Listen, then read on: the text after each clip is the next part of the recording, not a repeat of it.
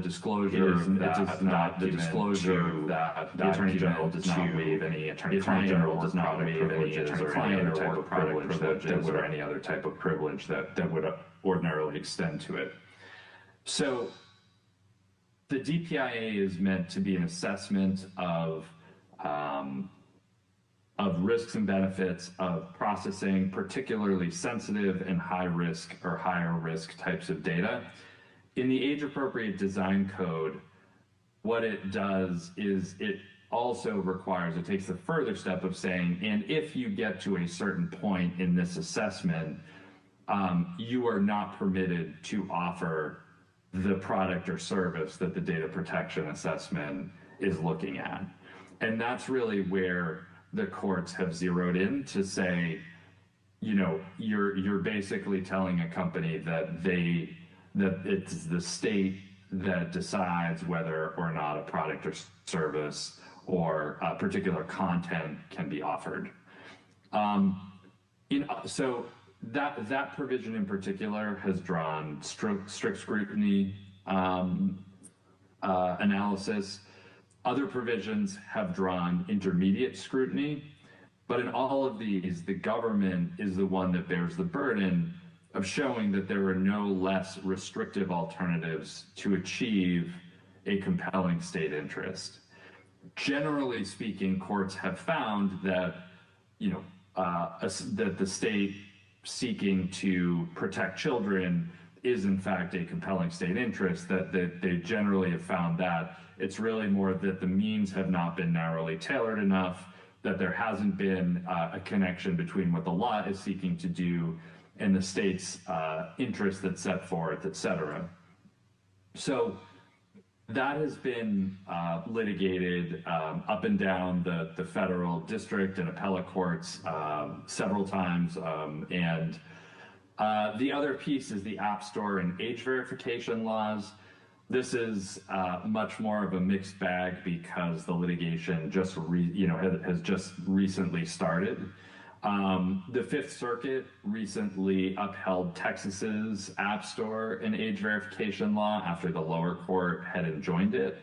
But I do want to note that the Fifth Circuit is, I believe, one of the most, if not the most, overturned circuit at the current Supreme Court. And so to the extent that this may or may not be continued to be litigated, it's not clear that the exact guidance there. So in short, states have faced an uphill road to successfully litigate on children's privacy. And because of the various versions of state legislation that have been offered, there really isn't a lot of clarity in either of those two models right now. Where there is clarity, again, is this Connecticut and Colorado framework. And those are in effect right now.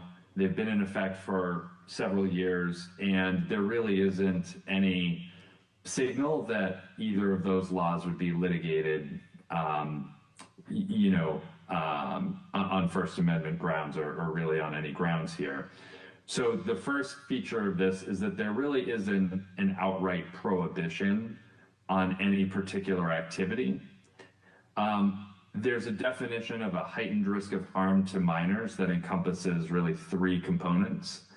The first is unfair and deceptive treatment or unlawful disparate impact on minors, so anyone under the age of 18.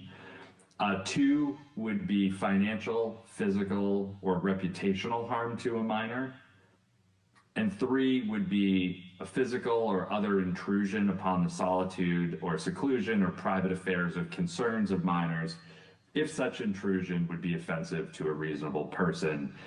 That's really adopting more of a sort of traditional common law tortive invasion of privacy standard. The other piece that is distinct about this is the knowledge standard that companies are required to have about whether their consumer is or isn't a child. The knowledge standard in this framework is actual knowledge or willful disregard, in contrast to the age-appropriate design code and many of these other frameworks, which has a knowledge standard of known or should have known. That knowledge standard of known or should have known is where courts have found that the plaintiffs in these cases have successfully argued that, having kind of a retroactive should have known standard really requires the collection of a lot more data than companies would ordinarily collect to verify the age of an individual, and that increased data collection is, again, sort of mandating activities on free speech actors, right? And so that piece is an important component of why this framework has not been litigated. There is AG enforcement, just like Alabama's comprehensive law has, and there's a rebuttable presumption in there that if a company goes through this data protection impact assessment process, they've satisfied their standard of care, which is a reasonable standard of care to prevent reasonably foreseeable risks of harm. Now, again, I know we just talked about the DPIA being unconstitutional, so we'll get to that in a moment.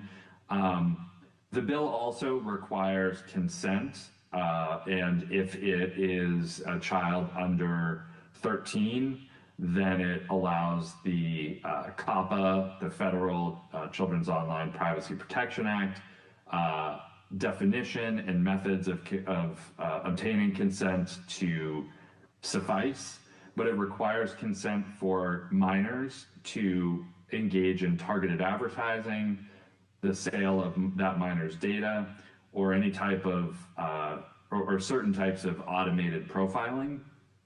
It requires consent for using data for any purpose other than the ones disclosed at the time of collection, or for using data for longer than reasonably necessary to provide an online product, service, or feature. It requires consent to engage in using any system design feature that would significantly increase, sustain, or extend any minor's use of an online product, service, or feature.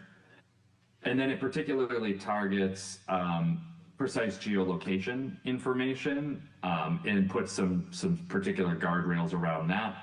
It it basically prohibits the collection of precise geolocation without consent unless it's necessary to provide the online product, service, or feature.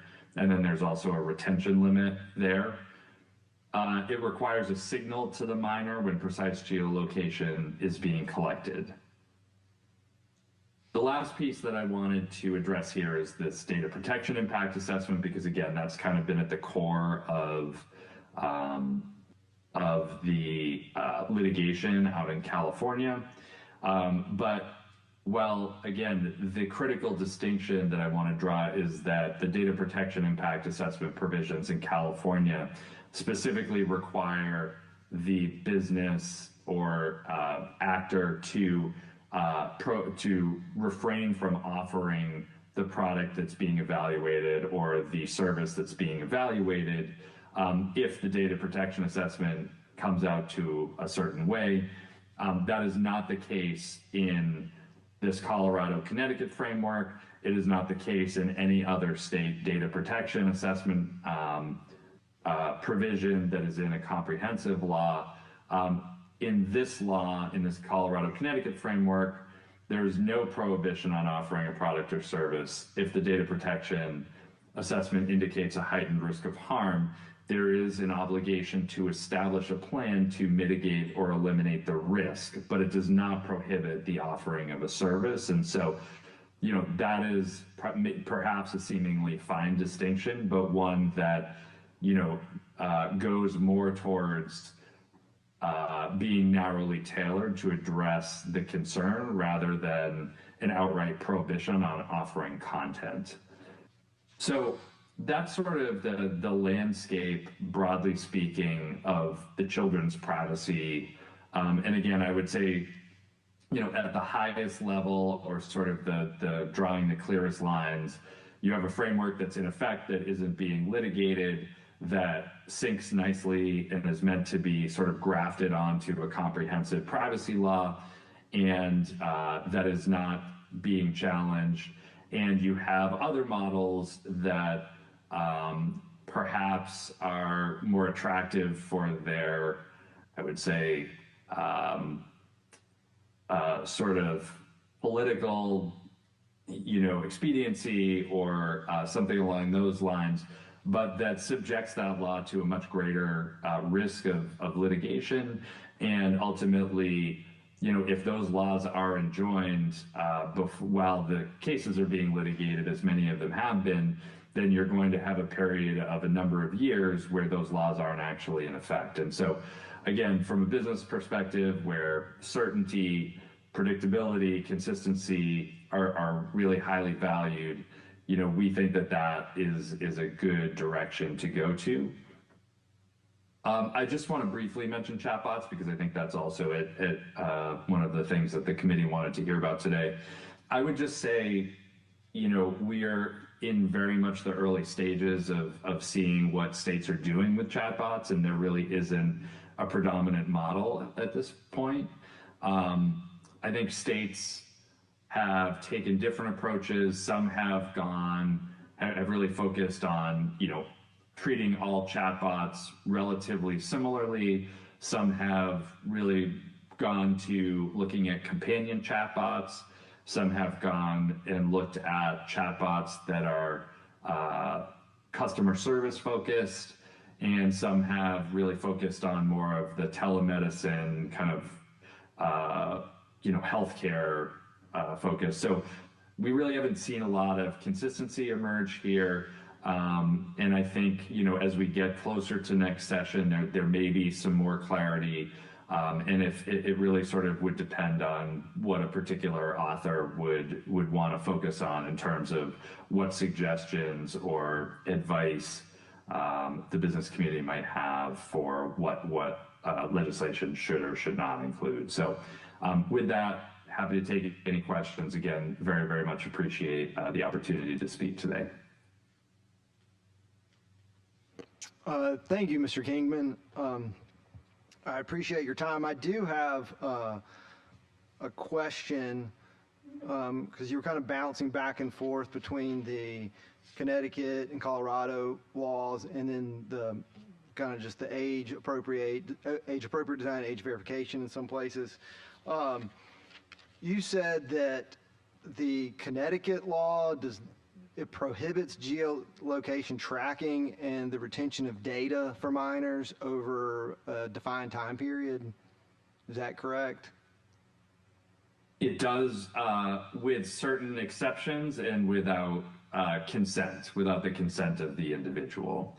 Sorry, let me interrupt for a second. I'll ask a follow-up. Of course, yeah. So what age is a child able to give consent in those laws? Yeah, it would be 13 or over, and the parent could also provide consent. So if they're under 13, there's no geolocation tracking, no retention of data in those states? If they're under 13, then the COPPA rules would apply, which is that the parent is required to give consent. A 10-year-old would not be able to give consent. Is there any punitive action or would it fall under COPPA if data is retained for a 11-year-old? Yeah, that would fall to the Attorney General to enforce the provisions of the law. Okay, well, how would they know that they were 13 or 14 without age assurance or age verification? Sure, so it would be, it very much depends on the service, but because the standard is actual knowledge, it is, some type of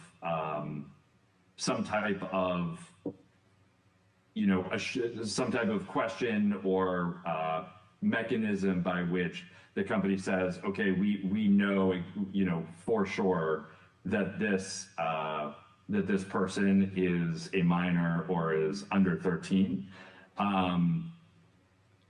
What was I going to say? I think, some of the concerns that have been raised, and this is on both sides of the aisle, and across both business and more interest group type advocacy groups around age verification more broadly, is that it really deprives individuals of their ability to be anonymous online, and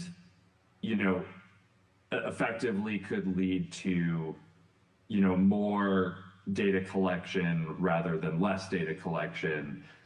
If there's a requirement in the law that businesses must know the age of everyone online, of every one of their users, then that really starts to point towards more age verification, more data collection, not less. And I think there's a policy debate to be had there, of course, and a longer conversation. But what we've seen, I think, on the litigation side is that courts have generally found that more data collection is not necessarily a narrowly tailored solution to meet the goals of the legislation. I think is fair to say. What is your view? Sorry to ask, what's your view of age assurance compared to age verification? Yeah, I think that there are just a lot of different ways to do it. And I can follow up because I believe there have been, there's some academic studies that have been done that sort of go through the pros and cons of this. So I'm happy to follow up with some of that research. I think it very much depends on the kind of service that we're talking about, and what that means exactly. Well, that sounds good. Are there any other questions? Mr. Chairman, I do. On age verification, you're talking about more information as far as extraction from the users. Did the providers not already have that information and what age they are anyway from all the information they're collecting on us as well? So why does age verification is not something that is a level of safety for these children instead of something that we just don't want to go through? Because from what I can understand in the research I've done, it seems like the providers are already selling their information anyway. And so I'm confused on why we're saying that the age verification would be more data collection when the people that have the data collection are the providers already. And so I'm not following that. Could you help me a little bit more on age verification? Yeah. I mean, I think everything that I hear is that many companies actually don't have that type of information. I think when we talk about what age verification looks like in practice, what you're talking about are either collecting government identification or using something like biometric analysis to estimate age. And those get into, thornier questions around what the retention of that looks like, the sensitivity of that data, getting into questions of accuracy, those types of issues. And again, I mean, I think there are legitimate policy debates to be had here, but the sort of working assumption that businesses know all of our ages already or have that information to a degree of certainty, I think is probably, from what I understand, not 100% accurate. And so I think companies, from my conversations, get very concerned about being required to gather that type of data. So one follow-up question, sir, if you don't mind. So I'm just making sure I hear you correctly. You don't think that the providers have that information on pretty much all of us right now, whether it's our children or our adults at this point? Is that what I'm hearing you say? I think many companies have much less data around who and our age than we might otherwise think. Okay, thank you. Yep. No problem. This is Sharon Tinsley on Teams.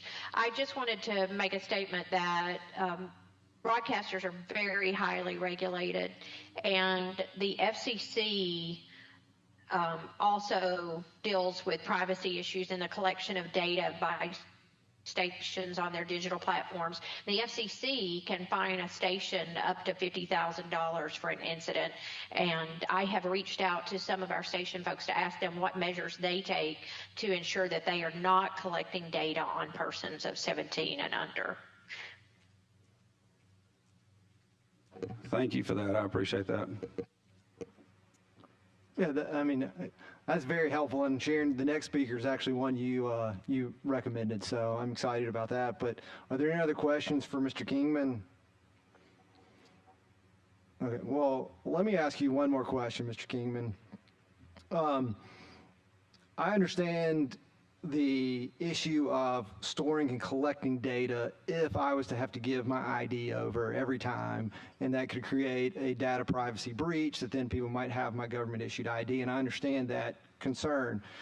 But in terms of what was presented last month to us about age assurance, and like I just asked ChatGPT a question, and I said I was going with my family, and it would then regurgitated back after my prompt was, well, if you're traveling with your wife and your son of this age and you like to do this, this, and this, I would recommend going and seeing this when we're on vacation. So it knew my son's age, it knew my wife's age, it knew my hobbies. So could we not create a standard where maybe it's not actual knowledge, but there's at least a presumptive knowledge and operate off a presumptive knowledge that they gather, and they have to opt on the more conservative side of that, as in we have presumptive knowledge that there is a child, and we have to operate within the best interest of the child. So we're not having to collect the data, but because of all the searches, and what we were told last week is they know who you are. They know your interests, they know your likes based on algorithms.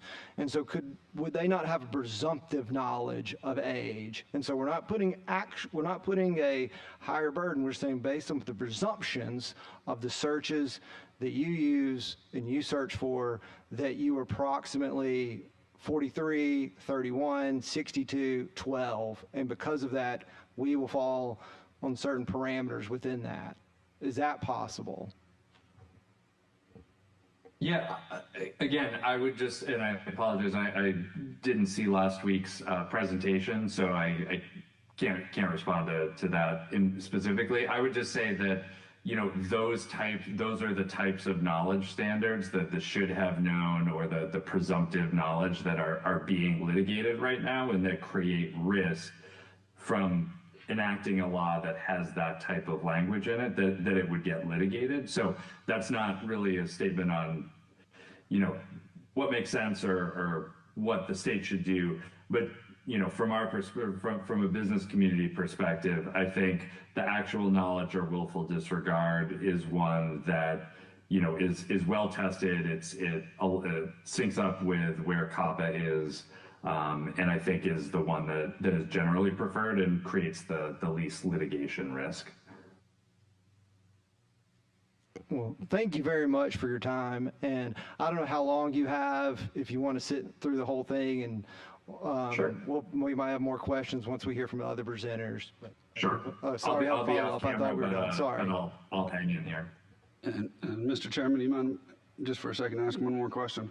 And this is just personal. Mr. Andrew Kingman, I missed it when you came on. Where are you located, and what state are you in? Are you in Alabama? Where are you? I'm sorry. I'm located in Massachusetts. Thank you so much. I'm sorry, I didn't hear that. And then we've got his information, I guess, Mr. Chairman. Yeah. Sure. Okay, thank you.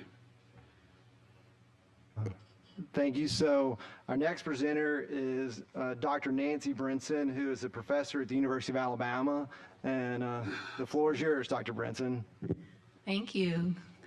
Good morning, everyone. I really appreciate the opportunity to be here and share with my research with you.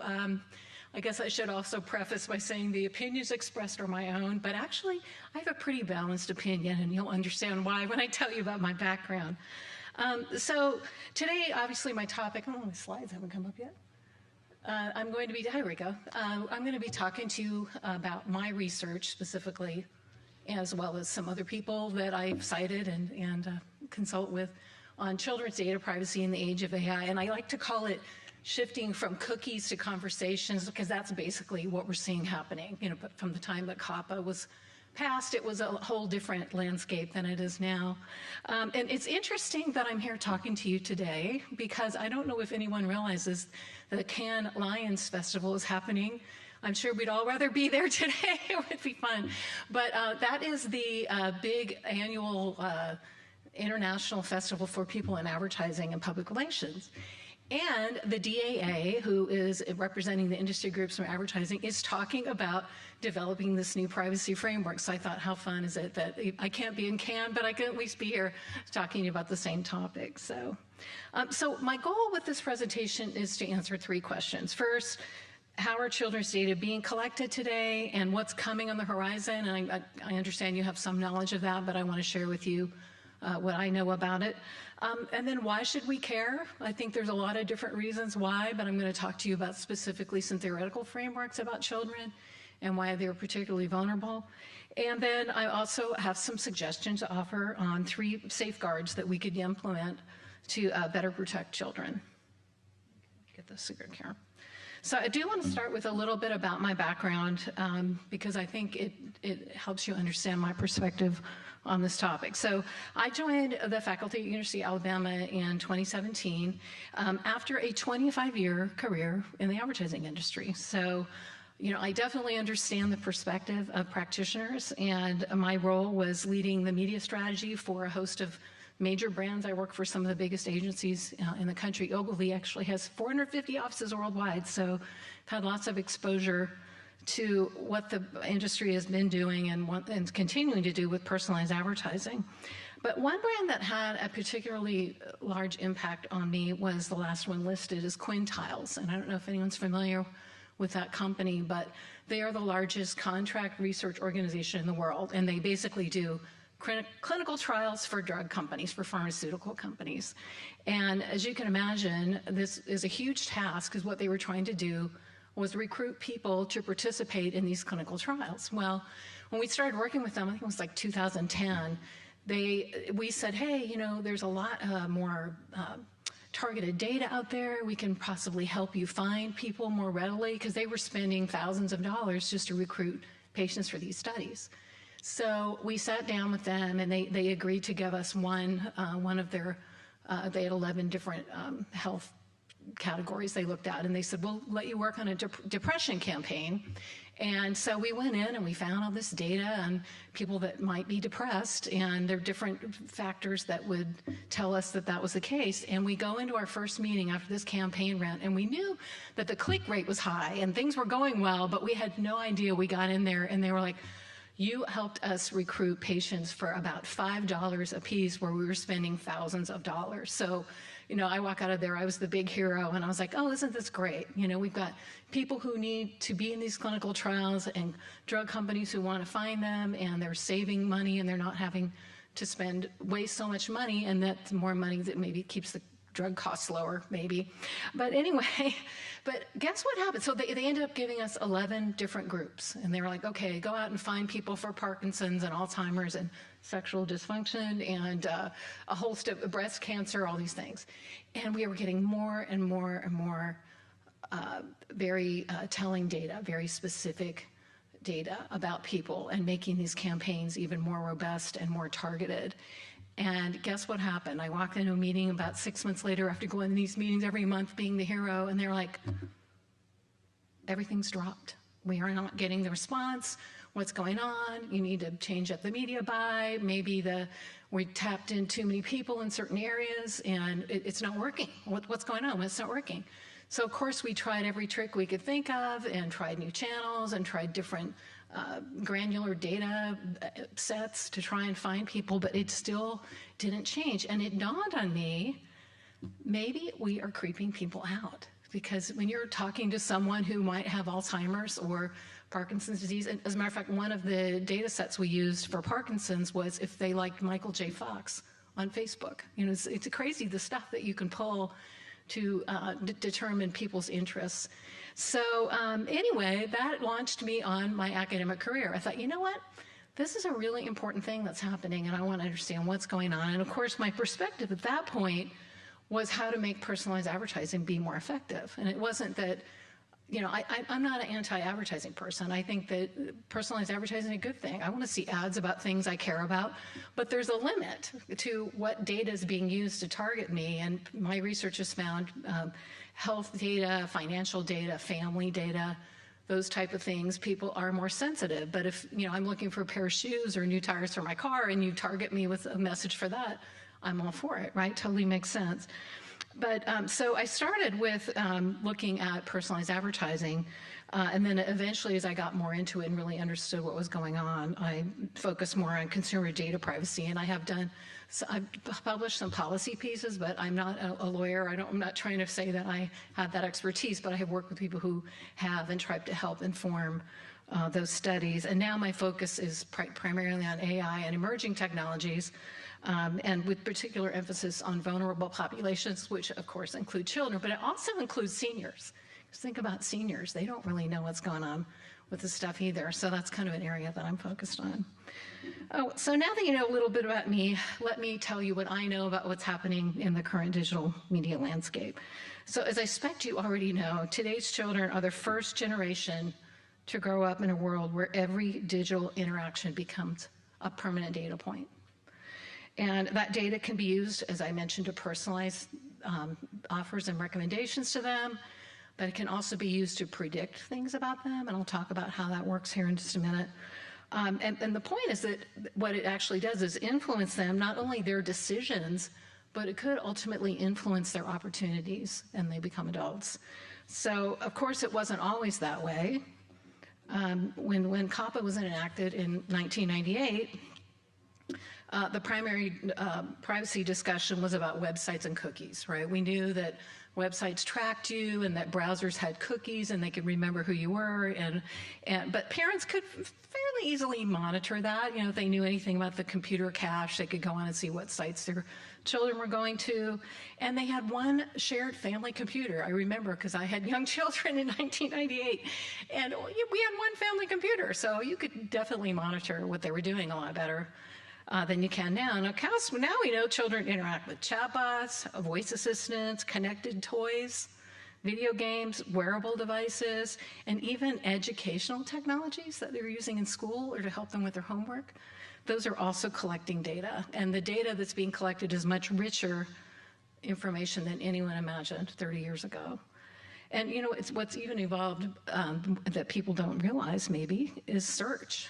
So there used to be a time when we would go on a search engine and try to get information that we wanted to know on the web, but now it seems like search is actually searching us, and that's a bit of exaggeration. But the point is that we have moved from cookies that were tracking just kind of what our interests were in the moment to conversations with intelligent systems that continually collect, infer, and personalize information about us and our children. So, of course, the primary driver behind all these expanding capabilities is artificial intelligence. And I think it's important to know how AI is being used to track and target and personalize in children and adults. First, it's able to aggregate vast quantities of data from multiple sources. And I can't emphasize that enough, how much data we're talking about. Just think of every possible media touch point in your life, from cameras as you drive down the road, to your phone, to your wearable device, to your smart devices in your home. I mean, all this stuff is being tracked and being aggregated, and AI makes it able to pull all this together and form profiles or digital dossiers about every person. Also, because it has this information, it can personalize recommendations to each of us at every touch point. So it isn't just like, well, I go on the computer, I'm going to see a personalized ad. It's like, no, it knows what TV shows I'm watching on my streaming platform and can recommend another show, and then also deliver a personalized ad to me based on other interests, what I searched earlier in the day. The other thing that's particularly affecting children is that AI engages people in conversations. And conversations, mean they're two-way. It's not just one message blasting at you from an advertiser. But children are talking back and forth with some of these AI chatbots and voice assistants. And there's an opportunity, and I'll share some research here in a minute, how children are much more influenced by conversational types of interactions. The other thing that was touched on briefly in the last presentation was that now with what's called predictive analytics, we can actually predict future behavior. And I know my own interesting example is I remember my daughter told me she was going to have, the dentist had said she's going to need her have her wisdom teeth taken out. And we're talking on the phone about it. And then I get on my computer and I'm seeing ads for oral surgeons in Austin. I was at the University of Texas at the time. And I'm like, oh, that's creepy.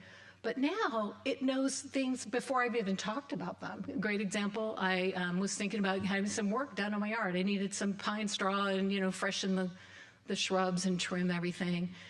I had not talked to anyone about this. I hadn't even said it to myself, and all of a sudden I'm getting ads for yard services. But I guess, it's able to infer, because I typically have yard work done in the middle of June in the past or whatever it might be. But I'm sure this has happened to some of you too. Have you not gone, how does it know? Is it reading my mind, right? Well, this is the power of predictive analytics, and it just pulls so much data about you based on your interactions and your behaviors that it can pretty much predict what your interests are going to be. So, and then finally, and related to that, is because AI is an intelligent system, it's able to continuously adapt what it's saying to you, its recommendations, based on your response. So that's kind of relates to the conversational thing, but I think the key point is that, talk about persuasive, it's having a conversation with you. It's not just saying something and leaving it lying there, but it's trying to continuously adapt what it's saying to you, its recommendations, based on your response. So that's kind of relates to the conversational thing, but I think the key point is that, talk about persuasive, it's having a conversation with you. It's not just saying something and leaving it lying there, but it's trying to continually convince you to do something.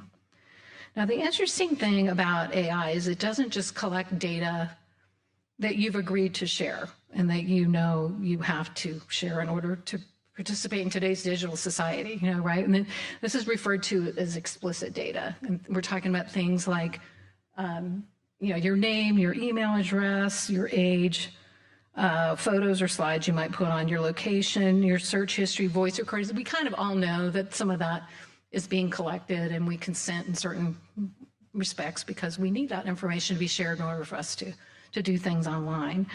But what a lot of people don't realize is that AI systems also collect what they call implicit data. And this is things that aren't directly or knowingly given by the consumer. Instead, they're observed or inferred based on their behavior. So things like your interests, what your political leanings might be. If you have health concerns, that was something we did with search on the Quintiles business. Purchase likelihood, okay, well, maybe that's not so bad, but then when you're getting into things like your emotional state and your learning difficulties or your personality traits, these are things that can, potentially be harmful, especially to children, and we don't necessarily want that information to be shared, but, it can be, and it is collected by these systems. So where is all this data coming from? I mentioned, I've kind of thrown out a few things, but I thought I would mention specific things that are happening now and also some things that are on the horizon. So some of the more obvious things that can be linked back, remember, every interaction that a child has with any form of digital media can be collected and linked back to them. So obvious sources are things like if they have a smartphone, if they're on gaming platforms, if they're on social media. I think we all pretty much know that's going on. But then there are some less understood channels that people probably don't think about. And one that I've studied is I refer to as addressable TV, but we're talking about smart TV. That's basically a computer, a AI computer that's showing you content, but it's actually tracking what you watch and delivering personalized ads to you. Like when you watch a show on Peacock, for example, you're going to see a different ad than your neighbor down the road who's watching the same show because it's based on your individual interests and data. And then also voice assistants. I think if anyone has a smart speaker at home, know that they're constantly listening in. And Amazon's smart. They came up with the Echo Dot for kids, so the kids would want to have one in their room and talk to Alexa. And we know they listen, but they can also offer personalized recommendations and in a conversational way because they talk with you. You can talk back and forth with them.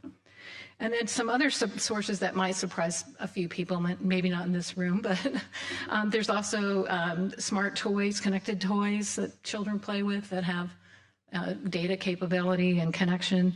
Of course, chatbots, which we've already talked about, but they're used not only by retailers and businesses, but also for homework. Children are going on different websites to, instead of getting a tutor, they can get some help from a chatbot.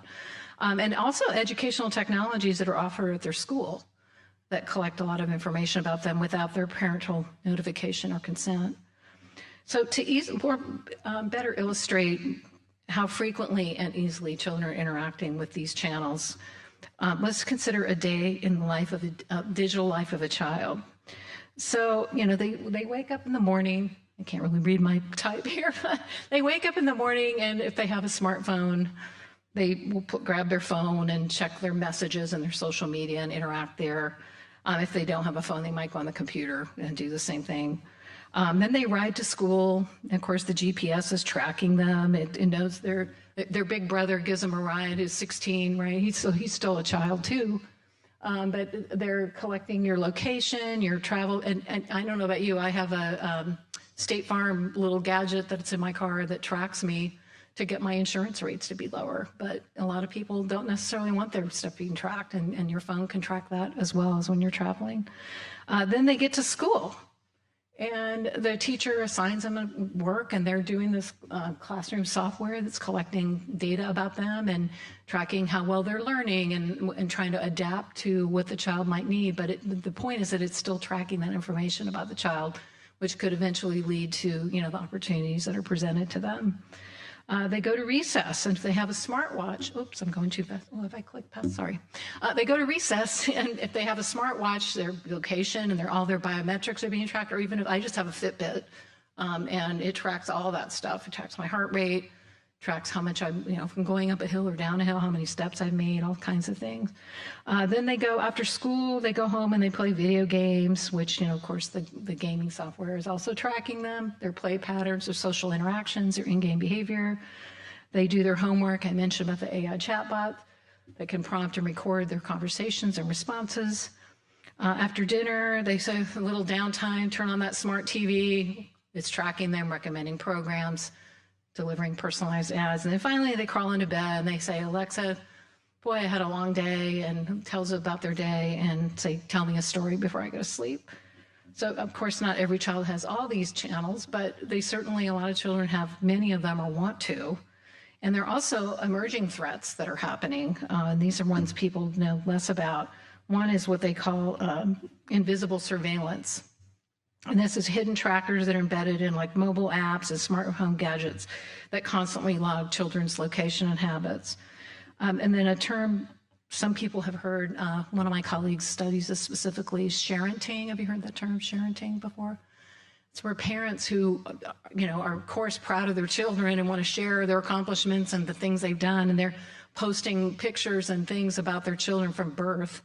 And unfortunately, this data can easily be scraped by third parties and used, in a variety of ways, and it's bypassing COPPA because the parents put it up there, and a lot of parents don't realize the potential harm that could come from that. There's also AI deepfakes. Have you heard about this, where they can scrape, pictures or videos or voice recordings that children have shared or that their parents have shared about them, and they change it. They use AI creative to change it. We've seen this happen to celebrities where it looks like somebody said or did something, but it's a fake, it's not true. And with children's case, that could really cause a lot of harm for them and some bullying. We've seen some cases of that happening in our country. And last but not least is AI companions. So we know chatbots can be helpful to help children learn things and find solutions to any problems they're dealing with, but they can also mimic friends and elicit highly intimate and confidential disclosures from lonely or vulnerable children who can actually form emotional attachments to them. These are all risks and threats to children's privacy. So I think we can all agree that there's a lot of data being gathered, and there might be some people in the room saying, well, I'm not sure that that's a horrible thing, right? What's the problem here? Well, I think the underlying reason that we should be concerned is that children have still developing cognitive abilities. And so that makes them especially vulnerable to persuasion from anyone out there who wants to get them to do something, whether it be a marketer who's selling a product or some sort of bad actor. And as data shows that they definitely are more easily persuaded, and one of the most influential frameworks that researchers use to understand this phenomenon is called the persuasion knowledge model. So I just want to talk very briefly about this. So the PKM explains how consumers respond to persuasion attempts, and it basically posits that over time, consumers become knowledgeable about the tactics used by marketers to persuade them, and their resulting persuasion knowledge enables them to respond appropriately. And that basically, to develop persuasion knowledge, you have to have two skills. First, the ability to recognize the persuasive intent of a message, which has, you have to have some knowledge there, and to develop and use effective coping tactics to evaluate the claim. So we know that adults are more readily able to infer persuasive intent of most forms of marketing and initiate coping mechanisms than children are. And there have been studies that have shown this that were done, late in the 90s and early 2000s, when this, the whole idea of children's own ability to personalized advertising was at the forefront of all the research. But, and additional studies have found that this was especially true, and even more so, a problem with emerging media channels that are both personalized and interactive. So when you bring in that thing where the device can respond to you, it becomes even more persuasive, and it definitely made it more difficult for children to identify and resist those forms of persuasion. Now, my own research with more recent channels, I looked at addressable TV and voice assistant recommendations. And this is where the voice assistant, you say, you need something and you're searching something and it recommends a product or service to you. And we did this testing with both adults and children and found that the messages that were the most personalized, interactive, and conversational were by far the most persuasive with children, and that parents were concerned about it because they realized that their children were much more vulnerable to that. It was kind of funny with the addressable TV ad. We took we did an experiment, so we had to come up with stimuli that was real, but we also altered it. So we had a Tony the Tiger Frosted Flakes ad and a Keebler cookies, the Keebler elves, the standard one, and then we worked with our digital media center to make where the Tony looked at the screen and talked to the child and told them, you need to try it, and we did the same thing. And so that whole interactive, that, making it more addressed to them directly had a huge impact on kids. They really, really significantly were more persuaded and really wanted the product more than the kids who just saw the standard ads. So as I said, the key point is that children are especially vulnerable when promotional messaging becomes personalized, interactive, and conversational, especially. All three of those together definitely has a much stronger impact. And why does this matter? As we know, COPPA was interacted in a very different era. There was just not the level of interaction and personalization and AI's role in this that we see today. And even though there have been some updates, clearly there needs to be greater protection in light of what's going on in today's media environment. So I wanted to also make the point, I've made the point about how many more touch points are out there and how we've got explicit and implicit data and conversation and all this going on. But I also wanted to share a little facts and figures with you. So I want you to consider what a modern childhood may look like from a data collection standpoint. So, and I can provide this reference too for anyone. I didn't bring it with me, but I have it at home. There's a study that showed that by the age of 13, about approximately 72 million data points have been collected about the average child. 72 million. So think about that. Before a child was old enough to consent to a privacy policy, an unerasable digital dossier is already being built about them.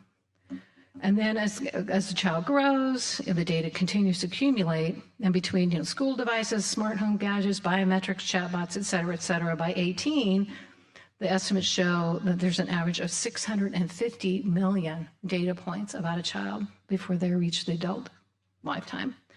And the kicker is that this data doesn't vanish when they turn 18. Profiles continue to grow. They're bought and sold by data brokers, used by auto insurance companies, employer background checks, health insurers, mortgage lenders, even law enforcement, all of which can have lifetime consequences. So it is important if we fail to protect a children's data privacy today, this information collected about them over their childhood could affect their future educational, financial, and employment opportunities. So I mentioned a few of my research. I want to just highlight a couple of studies in particular. So most of my research has been dedicated to understanding digital dossiers, understanding resistance and reactance to persuasion and to personalized advertising, and ways to trying to minimize that reactance. You know, how can we make it so that the consumer doesn't feel overly exposed and doesn't reject us because they feel like we are getting too close. So the first study I did was on the ad choices icon, and this was back in 2016. And, you know, it's this little gadget up here, the triangle looking thing. And the point, it's something that the Digital Advertising Alliance came up with to try and self-regulate the industry. And the point is, you see that it tells you that the ad is delivered to you based on tracking your data. And if you, at the time, they said if you clicked on it, you could opt out. Well, unfortunately, that's not really true. At least it wasn't then. I haven't tried it recently, but it was kind of funny. You just kind of went around the circle and you couldn't really opt out completely. But the ad choice icon is still around. But at the time I did the study, only about 28% even knew what it was or what it meant. But the ones who did, once we educated them and we showed them ads that had it and didn't have it, they definitely appreciated the transparency of telling them that, yes, we are tracking your data and this is a symbol that we're doing it. And it made people feel a lot more comfortable about it. I also did my dissertation on wearable fitness trackers and the data that they collect, and asked people, you know, how much knowledge they had. And of course, it was very low about how this information being tracked and sold. And at the time, I don't know if they're still around, I should have checked on this, but there was a firm called Fit Ad Network, and you could actually target people based on how active or inactive they were based on their Fitbit data. And I guess, you know, that's, if you've ever seen an ad for running shoes or walking shoes, at about the point when you think you probably need a new pair, that probably tells you that somebody's tracking you. But we found that the awareness was very low at the time at how much data was being tracked and used and sold. But I know that it has increased now, but so has the type of data that's being collected and shared. And then I mentioned the addressable TV study. The parents were very concerned about the effects of the personal interactive ads on their children, but sadly, a lot of them did not have adequate persuasion knowledge about how addressable TV works. They really thought that it was just like regular TV. They didn't realize that that their children were being tracked and that ads were being delivered to them based on their own personal digital dossier. I have a study that's about to be published, and we call it the Edu Ads study, but basically we looked at, you know, because there are educational brands out there that are targeting children and their parents, trying to get them to sign up to use these apps and chatbots and things. And we found that parents didn't generally see the same level of threat from targeted educational content as they did targeted advertising. So it's like they thought, oh, well, this is educational, but the point is it's still data being collected about your child, and it's being used to inform, you know, messaging sent to them and to you as their parent.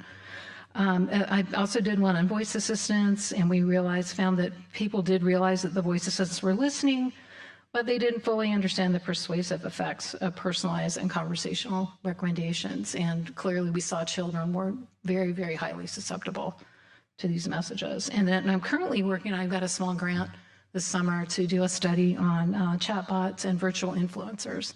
And what we're looking at, we're doing an experiment where we're manipulating whether we disclose all of the actors in the ads are AI. There's no real people, but they sure look real, one of them. So we manipulated the anthropomorphism, I'll get that up, where one, it looks like it's a person, but it's not. And then there's one where it looks more like a computer generated person saying the same message, and then we did it with chatbots as well. So we're manipulating the anthropomorphism, but also disclosure, whether we tell people this is AI telling you, and we're interested to see if, people, they might, we found with the ad choices icon that transparency helped people feel more comfortable. But I'm wondering if I'm looking at an ad and I think it's a person talking to me about a brand and it says that it's AI, what's that response going to be? So we're kind of interested to see what happens with that. So in conclusion, I'm an advertising privacy scholar, and my job is to study the mechanisms and implications of data collection, not to draft legislation. So I'm not here to tell you what the law should include or not include. But across my research, there have been three themes that consistently emerge as fundamental principles for any discussion on children's online privacy. First is transparency. I think I've made that point over the course of talking about my studies. But seriously, we need to move away from these 50-page privacy policies that nobody's reading. We all just kind of, they even make you scroll through it now, and so you can click accept so you can get something done, right? And they're all in legalese. Nobody knows what they mean anyway. But consumers need and want better transparency on how their data is being used. They can't protect themselves against threats they can't see. But I would also argue to people concerned on the industry side that people are okay with certain amount of data collection. They're not opposed to it. They realize that it serves them and they're going to get a better result on their searches or their time spent looking for things. So, it doesn't have to be that, if we're transparent about this, that they're going to shut it down, because that's not necessarily the case. The other important point is informed choice. So consumers need and want to say what information is collected about them and how it's going to be used, because I don't think people do understand. And, they may initially we see younger people don't care at all, but some older people tend to be a little bit more careful because they're not used to this.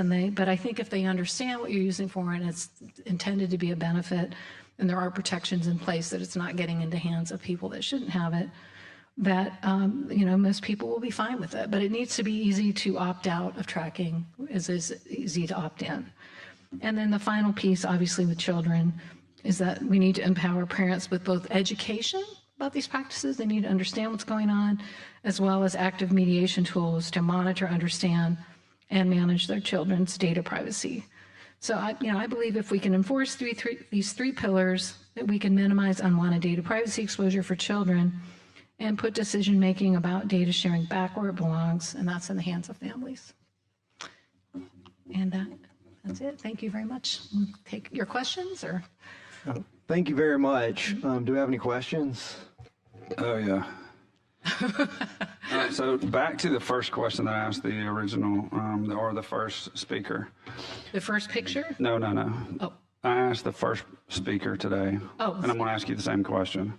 Okay. I believe that the providers have all the information on there. It sounded like he didn't think so, but from what you're saying, they do. Number two, if that is true, then the age verification question that I asked him is, why is that something that we're not or should not go forward with on everything that we're doing if truly COPA is still enforced? Right. But from what you're telling me, they're checking everything from Fitbits to the toys to even the shoes we're wearing now and showing where we're going and tracking. There's no age verification on that stuff. No. Having said that, they're tracking everybody, and it doesn't matter if that is a 2-year-old or if that is a 98-year-old. Right. But they do have the information. They are tracking everything about us, and the age verification aspect of that seems that matters. And as a parent, it matters to me, obviously, that I would want to give that consent to a company before they sold my data to somebody else or my son's data. Am I correct in saying that? I just wanted to hear your opinion on that. To my knowledge, so I don't do, I'm not in the business anymore. So, but I went to a conference in March and watched people who are doing this, and it's incredibly frightening, honestly, the data that's being collected and aggregated and used to identify. Now, they're not saying this is Joey Smith, at such and so address. Everything's de-identified. So it's not, but I don't see how they don't know an age, or at least an age range. And if they My wanted to, personal they could, though, correct? I mean, for example, they're not going to say Garland Gudger, but they're going to say, you know, a 50-year-old white male who lives in rural Alabama, North Alabama, these are his interests, this is what he likes to do, you know, but they can dig down if they wanted to. And that worries me Yeah. for children. Adults give their consent away, I understand, but these children do not. And with COPA being created in a different era of technology than we are in now, Right. I think it's going to have to be up to the states, because it's very evident that the federal guidelines are not really going to change as fast as what the states can change. So we're going to be more of a school of fish that can turn on a dime versus, you know, a big ship of the federal government that's going to take a while before they really get somewhere. And I'm worried that if we wait on the federal government to get there, that it's going to be a different era of technology before the time that they pass something. Yeah. And so, in my personal opinion, I think that we have to do something at the state level to help regulate this anyway. I think I was interested in this topic, obviously, before I came.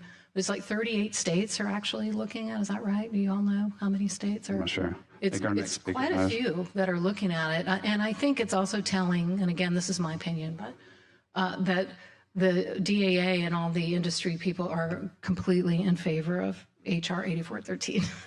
But part of it, they want the consistency, but I think they also see that it leaves them a little bit more room to do things like the California bill and the Massachusetts are much more serious regulations for them. So I can't really answer your question. I think that's for your decision, but I think you're right to be concerned that this data is being collected. And obviously, if the industry is in favor of the federal bill, then that's the first question mark in my head is it doing enough to protect children?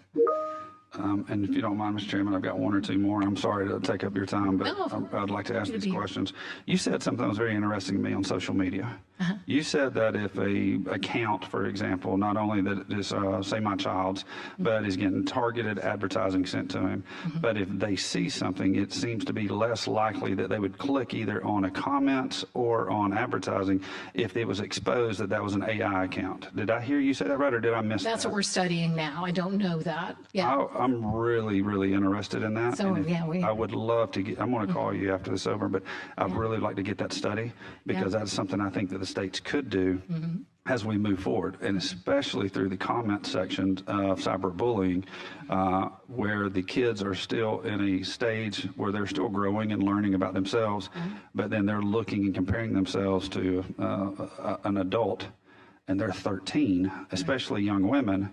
That is something that we have to get a hold of. And how do we stop that? Because I'm not sure how to stop that, because kids are not going to stop social media. But if we can at least expose that that is an AI account or something that's going on, that makes, I think, a difference in this is real life or not real life. Right. That's what I was saying earlier is transparency in the case of like the ad choices icon is a positive thing. People are like, oh, okay, I know what you're doing. But I feel like if it's transparency, this is AI, it's not going to have that positive effect. But I don't know yet. We're in the process of collecting the data right now. When is that, and what's your timeline on that? We'll probably start collecting. We have our RAB approval. We got the funding. I'm working with a PhD student who she developed the stimuli. So it's crazy. She just showed it to me yesterday, and it's this person. I swear, it's a human being speaking. And she goes, "No, it's all AI. It's not a real person." So it'll be interesting to see. But to go back to what you said about social media, there's also a thing called social targeting that I don't think a lot of people know about. So let's say you're friends with me on Facebook, and I've just gone out and bought a new Peloton because I want to get in shape or whatever. And maybe I put it on there and you liked it that I got this new Peloton. And all of a sudden, Peloton's going to start targeting you with ads because they're looking at your social interactions with people and seeing how they feel. Think about children. They do this stuff all the time. They always like their friends' things. And then this data is being gathered and used that's a predictive analytic to determine if that child might also be interested. And they have no idea that that's happening. So The persuasiveness of social media on behavioral patterns scares me to death. yeah, And what you just said, I think, validates that. But when you get going in that, is that through the University of Alabama, I assume? yes. Okay, I'll be in touch. Thank you. Yeah, absolutely. I have a couple questions. One, I think I want to make sure, and maybe if you could explain this, because I think everyone understands if I manufacture a widget, I then sell that widget to a buyer. What is the process of collecting data and then data broker, getting it to another entity, and then being used by someone? What is that cycle and how does that work exactly? So it's collected. So the data broker is kind of in the middle of it. We're talking about like Cambridge Analytica, Axiom, companies like this. And they actually go out to different websites and brands and anyone who has apps or, and that's why you see like Google, bought Fitbit and they're fighting with Apple Watch all the time to try and own that. Because this is very, very personal data. And there's a lot of potential ways it can be used. But so they get this data, they go out to them and they purchase it. They say, we want this data, we'll pay you for it. And then they aggregate all these different data sets together. So, based on your IP address, for example, they might have, as I mentioned, millions of data points about somebody by the time they're, an adult. And then they can turn around and they can say, have you heard of, and now my brain just went blank. It's a way that advertising is bought and sold now. Oh my goodness. It's all done with AI, but you go in and you say, I want to reach women 25 to 34 who have children and who work outside the home and who, so on and so on. And so instead of saying, I'm going to put an ad on Parents Magazine's website, you're targeting people. And that's what this data is. And it's done through these sites. Oh my goodness. Start with a P. I'm a little nervous. It'll come to me. But anyway, this is how all media is being purchased now. It's all computerized. It's like a buying and selling platform, and the data's coming in, these data brokers aggregate it, and then you say, I want to reach these people. And so you're not actually dealing with the individual websites. You're just saying, I want to reach these people, and then this aggregator is going on and placing your ads in front of the appropriate people. Does that make sense? Yeah, it does. Do you know any state that has a regulatory body overseeing the buying and selling of data, or two, we'll say regulations in place on what data can and cannot be sold? Well, obviously HIPAA controls a lot of health data. And when I did my dissertation on the wearables, Sorry, let me interject real fast. But does HIPAA control if you have the wearable device? Right. You consent to that data being given out, and HIPAA has no bearing because you didn't go into a medical office. Because you signed the privacy policy. Right. 50-page. Right. Yeah. And that is the 50 pages of the legalese that you're talking about. Right. Nobody cares. They just click that because they want I thought of the word, it's called programmatic. Have you heard of programmatic advertising? That's what I'm talking about. It's all AI managed. So so we're training young people to go in the advertising industry, and especially if they're interested in media planning, they're taking my classes. And it used to be, here's how to find a rate card and here's how to look at ratings. And they don't do that anymore. It's all done by AI. You just have to sit there, and half of them I say go get a minor in computer science because it's so mind-boggling the amount of data that's being used and how everything is being run through this AI system. So as you said, the first speaker said, there's not actual knowledge, but if you are marketing a product to someone of a certain age, then you would have presumptive knowledge. Right. Yes, you do. And then that data would be collected. Then one of the data brokers would basically take that data, compile it, do the magic that they do, and then sell it on to another party. My understanding, it's done, it's not personally identifiable. So I say, I want to reach children 13 to 15 who might want a new bicycle and, whatever else, other interests I want to include. So there's a group of children, of identities that match that profile, but it's not saying, here's Susie Smith and Johnny James. It's not.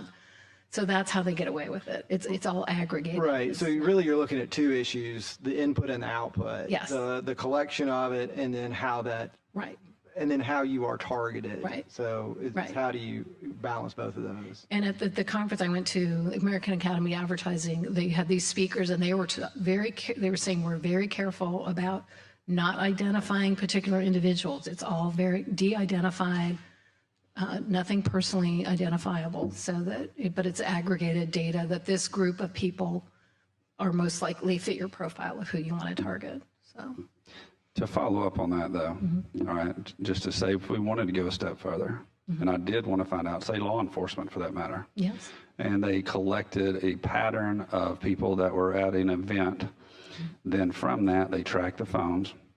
They took the phones and they said, for the aggregate, you know, white male, 50 years old, that was at this scene here. And from that, that would narrow that million of people down to 100,000. Then from that, they could go down. They could find out if they wanted to anything about you. Now, again, that is further down, but that does show that they can get that to your personal information if they wanted to. that's particularly true with law enforcement. So they, you know, like for example, the phone companies have some walls around the data that they collect. To my knowledge, Fitbit and Apple Watch do not. I think they sell it freely, but with law enforcement, do you remember the course? Was it somebody case in Connecticut where they caught this man who killed his wife because he said she was doing something, but her Fitbit showed that she was actually at home and had been killed. But so law enforcement is tapping into this data, but it's not readily freely available to you and I to just go to a data broker and buy it. Right. Yeah. My bigger concern when I did my dissertation was health insurance, because we'd seen how health insurance rates are astronomically raising, and if they know anything about you to raise the rate, you know, it's like, oh, you don't only get 2,000 steps a day, so we're going to raise your rate because you're not healthy here. You know, even if they don't know your weight or whatever from your doctor, there's things they can collect about you from your wearable device that could inform whether you're a good prospect for health insurance. Mr. Chairman, may I ask another question? You can ask all the questions you want. And I'm sorry, committee, if I'm taking up too much time, please forgive me. The information that everyone collects from us, as you just said earlier, there are companies that are out there that says they can wipe the internet clean of any of your past and all that. Once that data is in the vault of whatever company, let's say Fitbit, for example, okay, and I'm just using them as an example, I'm not picking on them at all. But they don't have to get erase it out of their vault once that information goes in. It's still there. And so, for example, what bothers me is, again, adolescents and children, okay? But you said in this slide right here with everyone's face, okay? 72 million points of data are collected by age 13. By age 18, 650 million points of data. So that adolescent is when they're, I think, the most persuasive in life, trying to figure out who they are. But within that 5 years, that is the most points that are collected. If you took from age 13 off and then subtracted from age 18, that is 572 million data points of the most persuasive part of their life, which I think they know that, and that's a trajectory that they can follow from there on out as an adult. Right. That's scary. It is. I agree. That's why I wanted to share that data with you, because I don't think people realize the extent of it, how much data is out there. And there are some companies, like when I went to this conference, that they wipe the data. They're trying to be good citizens. They use it for a while, and then, let's say they're targeting children. You're no longer a child. You're not going to be interested in our product. So they wipe the data, and they talked about that. But there are lots of companies that don't wipe it, and they sell it. But data is a financial currency, and I'd like to say America is not full of greed, but it is, and it's a lot of times about making business deals and creating an opportunity to better yourself and your family. Right. It's just different when our chairman said you used to build a widget and sell that widget, and you were proud of that. Now they're collecting other people's data and selling that, and that is their widget, but they're not caring about the information they're releasing as long as they're getting paid. That's scary to me, that our mindset is changing in that form as we move forward from AI and everything else that comes along with it. Yeah. Well, the thing that's scary about AI is how it can use the data. I mean, the data is out there with these different devices, but the fact that AI can aggregate it and do all these analyses and predict things that you're going to, that's the part that's really mind-boggling. Our children aren't being protected right now. So I'm glad that you're taking this up, and anything I can do to help inform your decisions, I'm happy to provide. No, you were very informative, and I appreciate your time. And I second what Pro Tem Gudger said. When you finish your study, I'd like to look at it. And the report that he mentioned with the data points, you said you had a citation for it. I do. I think that'd be great if you sent that to us so we Happy could to see say that report it's a too. report, yeah, and it's been cited, NPR and Business Week and several, it's been cited in a lot of places, Atlantic. Yeah, that would be I'll great. send you But the actual study. thank you for your time, and you can stick around too, because after the next presenter, there might be some points that. But if you need to go, I totally understand. No, but, that's fine. I'll stay for a while. It depends how long we go on. I understand. But thank you again. It's very Yeah, great. well, thank you. And we're going to take a quick, probably 5-minute break, and then we'll have our third presenter. So we'll take our little 7th inning stretch right now.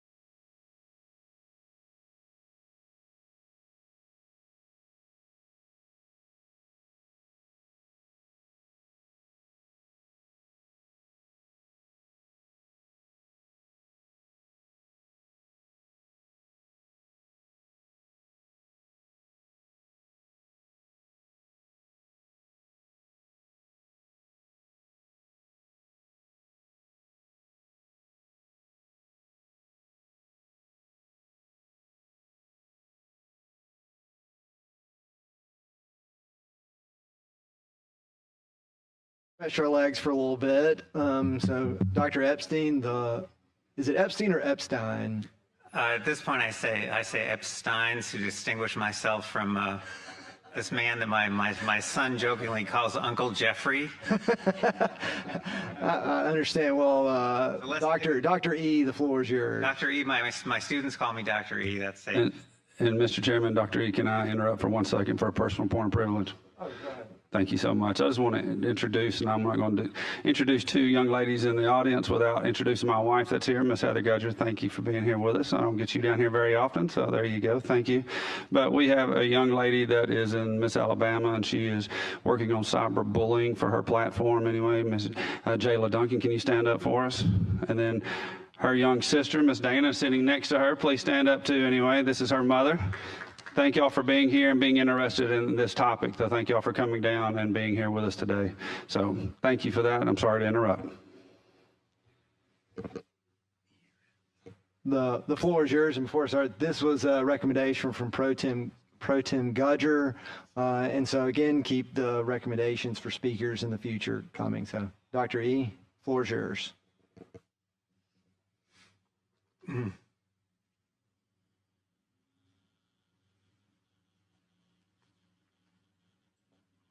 Doing something.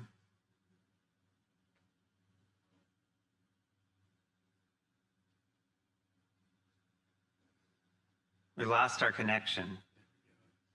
It's probably Google messing with me.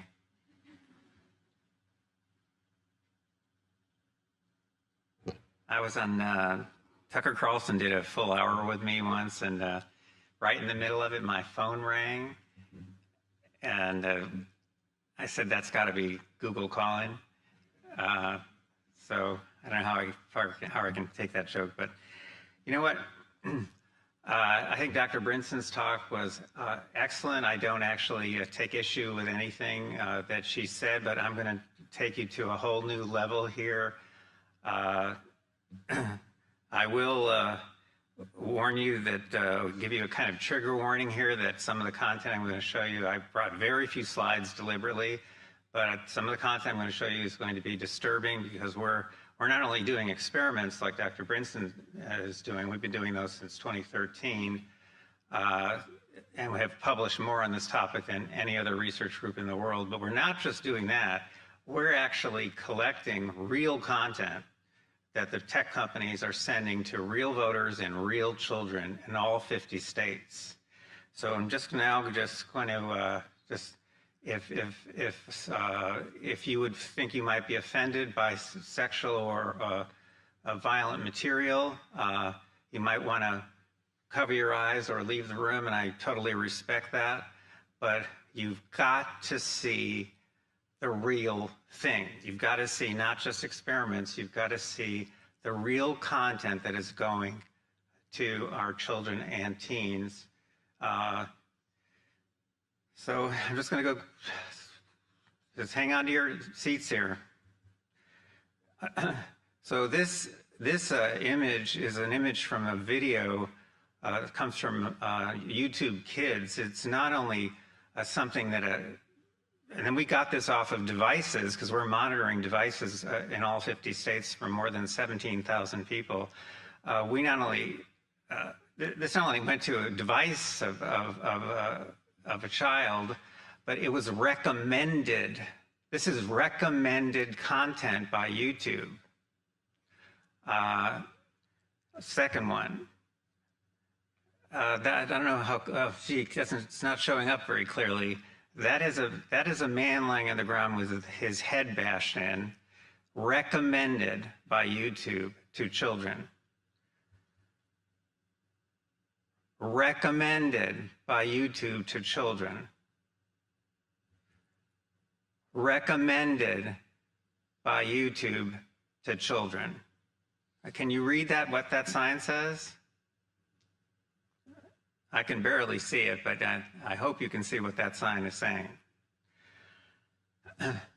We have in place the world's first nationwide monitoring system.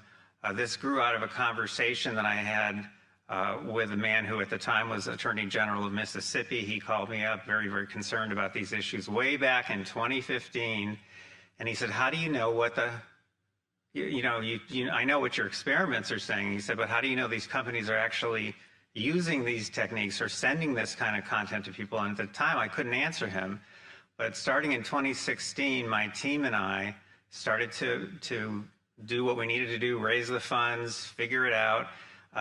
It took us till, before we had a fully operational system in all 50 states, that took us till 2013. I introduced this in testimony before the United States Congress in December of 2023. At that time, you can kind of see from the top of the screen there, at that time we had preserved about 70 million instances of content that Google and other companies were sending to voters and children and teens. We're now past, as I checked yesterday, past 134 million. We have real content, which internally at Google, they call ephemeral content. In 2018, there was a leak from Google of emails to the Wall Street Journal. I know the reporter who wrote this up. And the emails were, in the emails, Google employees were asking each other, how can we use, now here's a very important phrase, ephemeral content. That's not my phrase, that's their phrase. How can we use ephemeral content to change people's views about Trump's travel ban? What's ephemeral content? Well, it's content that shows up in front of your face. It could be a news feed, it could be search results, search suggestions, an answer box, could be an answer from an AI, could be an answer from a personal assistant. That's all ephemeral. It affects people, it disappears, and guess what?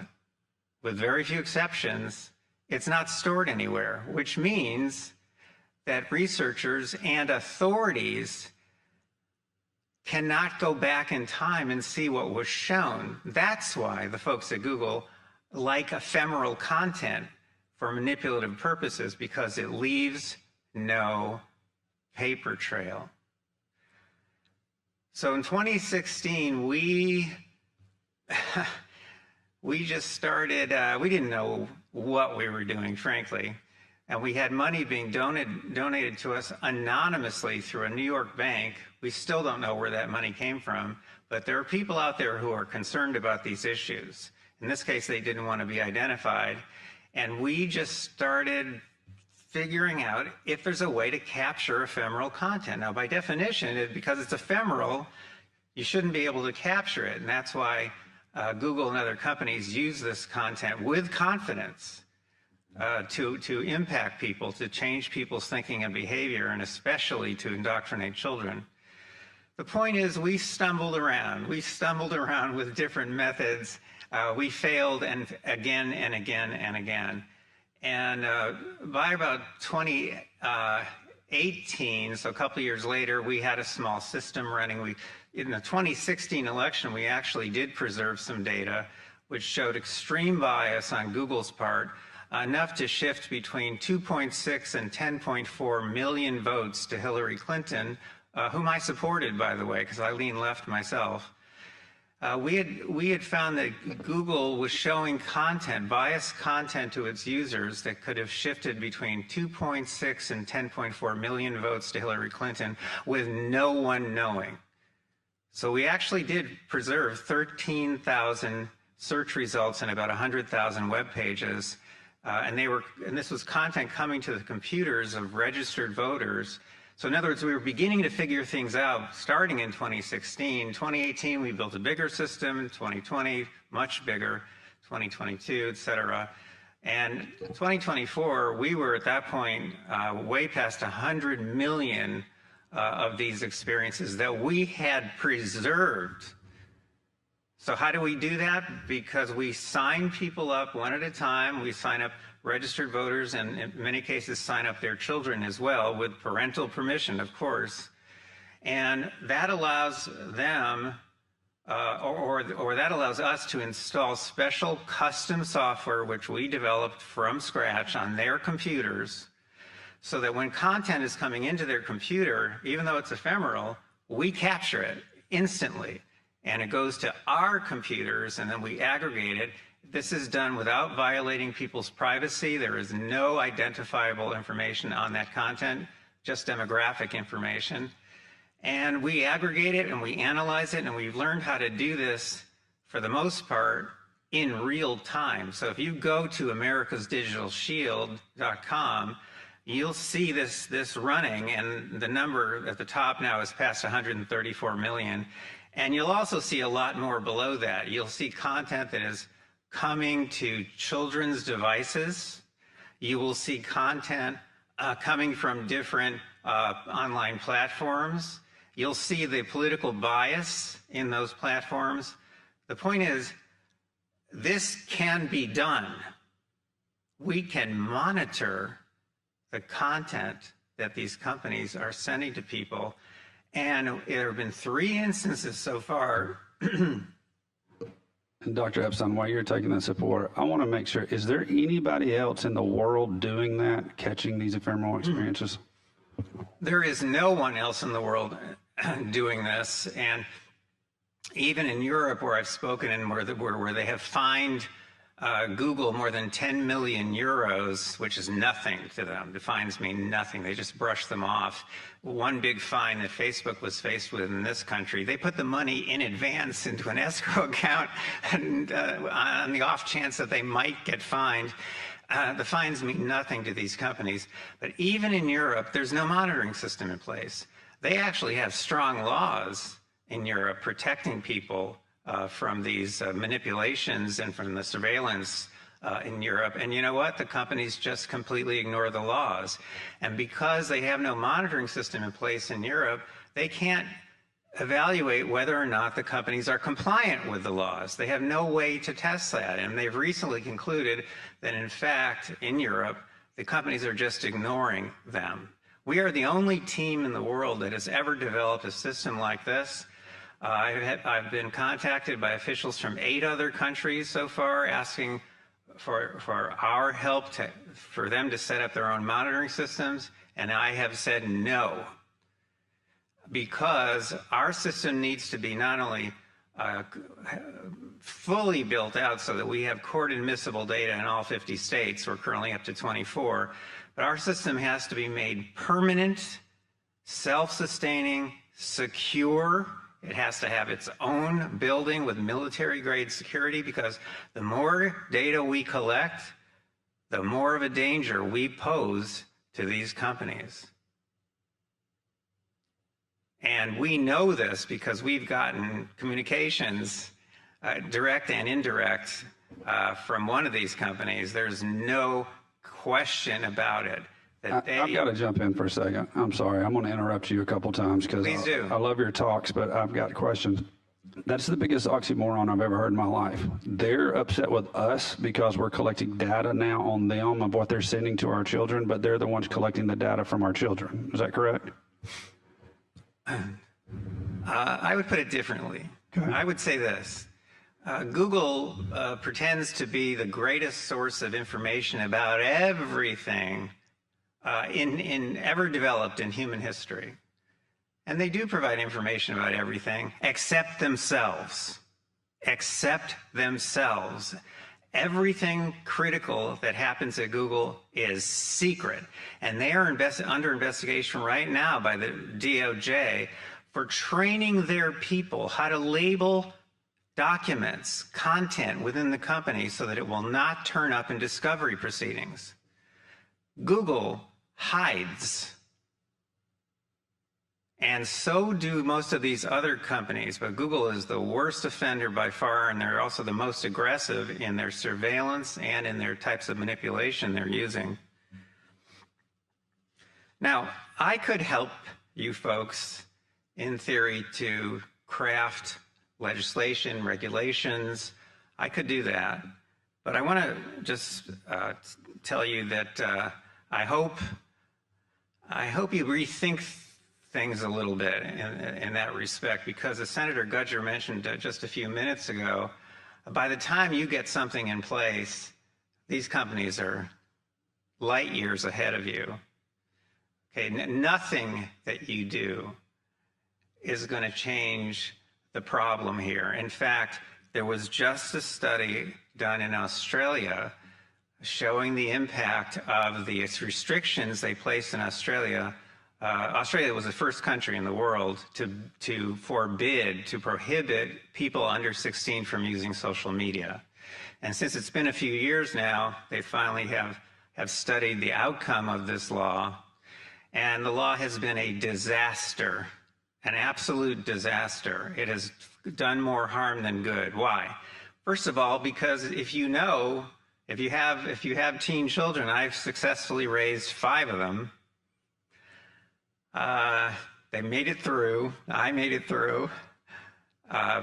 You can put whatever rules you want on them. These are actually young adults, and they're going to do whatever they're going to do. The thing that actually happens, unfortunately, which has happened in Australia, is that now they do those things in secret.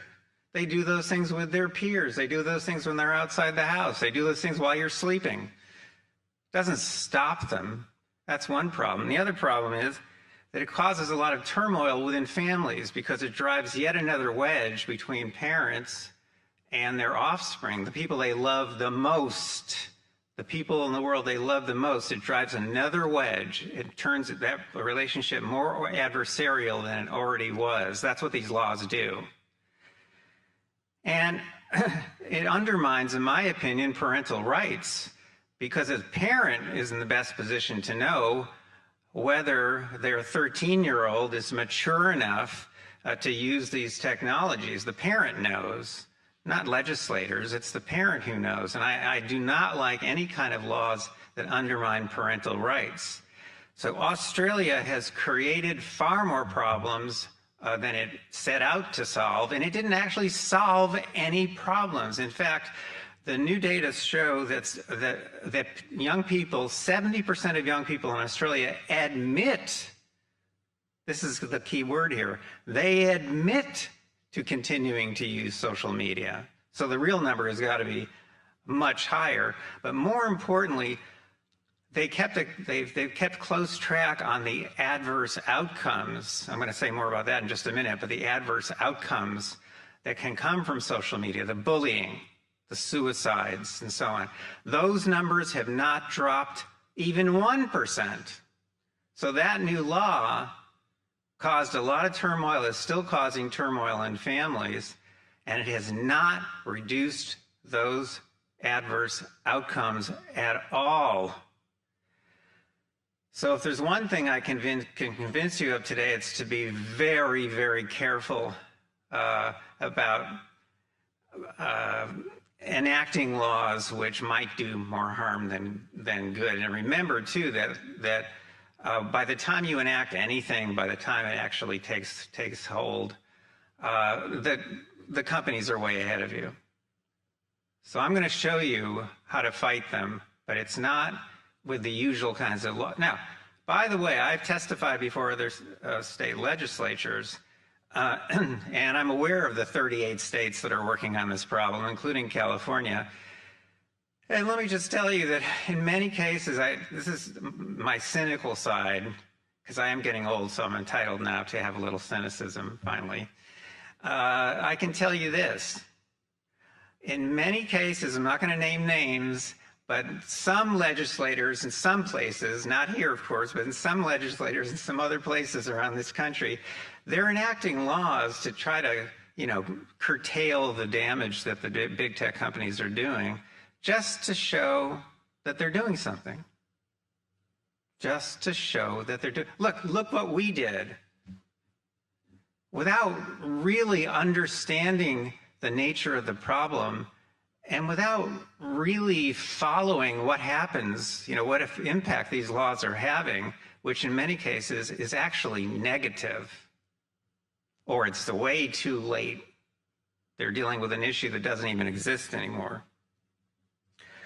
The issue about putting restrictions on young people, I explore in a book of mine, which is called Teen 2.0, Saving Our Children and Families from the Torment of Adolescence. I'm proud to say that book was cited by the U.S. Supreme Court in 2010 in an opinion co-written by Antonin Scalia. It also won several awards, including one from a group of libertarians, and I'm not a libertarian myself. So, you know, it's got some attention there, but the point is when you put restrictions on young adults, be careful, because they might not turn out the way you like. So what is the way out here? Where am I going to focus? Well, if you looked at the title of my handout, the key here is education. Now, we all know, we all went to school, we all know, if we can even remember the courses or remember the teachers' names, we also remember that most of what we learned has not helped us in our lives. Most of what we learned was useless. Now let's compare that to what I call digital hygiene.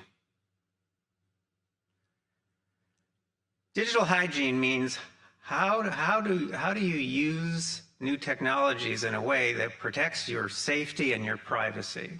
That's what digital hygiene means.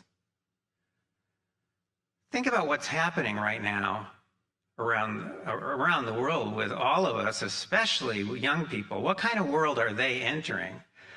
A couple of years ago, she's no longer a teen, but I entered, when she was still a teen, I entered one of my daughters, her bedroom at night, just because, you know, parents do that just to you know, see if everyone's okay, no one's been kidnapped, etc. And there were 5 electronic devices. She was sound asleep, thank God, but there were 5 electronic devices around her pillow. Think of the world that young people are entering now. What could possibly, besides the 3 R's, what could possibly be more important to teach them in schools, possibly from elementary school up, about digital hygiene? What could possibly be more important given the world that they're entering? And yet there's not a single school system in this country that has made digital hygiene a core, what I call a core component of their curricula. I have reason to believe, because I've been dealing with some folks here now for a few years, I have some reason to believe that Alabama could actually set the standard. Alabama could be the model for the other 49 states and the District of Columbia, if you want to include that. Alabama could be the place where this gets going. Now, try to imagine also a little bit farther into the future. Someone earlier mentioned the Internet of Things. The AIs are being incorporated into every single bit of software you can imagine. And devices that we wear, devices in our kitchen, devices in our kids' room, they're all going online. They're all becoming interconnected. Think of, just try to imagine this world that our kids are entering and think, what's the most important thing we can teach them in school? So I'm going to say more about this toward the end. We have worked out content for a curriculum. So we're not starting from scratch here. We worked out excellent content. We worked out some tests. I'm going to just show you quickly here a glimpse of what you'll see if you go to mydigitalhygiene.com. You'll see a very user-friendly short test, 10 questions only. It can be completed in under a minute. It can be completed by parents or by kids, depending how young they are. Maybe they need some parental assistance. But this will give you a score between 0 and 100, and it'll tell you basically how ready you are to use new technology safely and privately.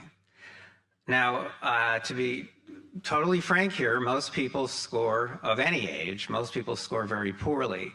In fact, I say in all humility here, my own staff and they're pretty amazing people, tends to score between 30 and 50% on this test. That's bad. I score 100%, taking it honestly, I score 100%.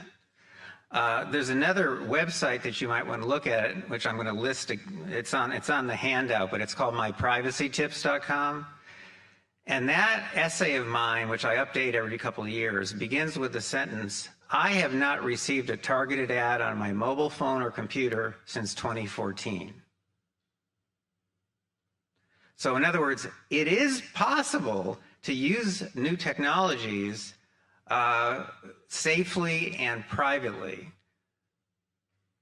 We're not talking about 100% here, but we're talking about protecting yourself and protecting your family, protecting your children. What was the name of that website again? My privacy tips, myprivacytips.com. And it's about time I updated it again, but because again, it's a moving target. This is a moving target. Remember that. That's another problem for legislation and regulation. You're up against a moving target that's moving in some respects at the speed of light. Our legislatures were not set up to cope with something like that. In fact, the most outrageous of the laws that still governs the outcome of court cases in the United States was passed, I think, in 1999, and that law it actually protects tech platforms from being sued for content placed on their platforms. So that they hide behind that, and they hide behind the First Amendment, and they do very, very well in court cases because, in theory, they can't even be sued for other people's content that they happen to post on their websites. So now, I'm very quickly now, as quickly as I can, because I know it's lunchtime already, for goodness sake, but I'm going to quickly go through as quickly as I can, 7 research areas. First of all, the harm that's being done. This I'm actually going to read to you just for the sake of efficiency here, and some of this overlaps with what Dr. Brinson just told you, but the situation is worse than she told you. It's much worse. So I don't disagree with anything she said, but the real situation is much worse than what she just told you.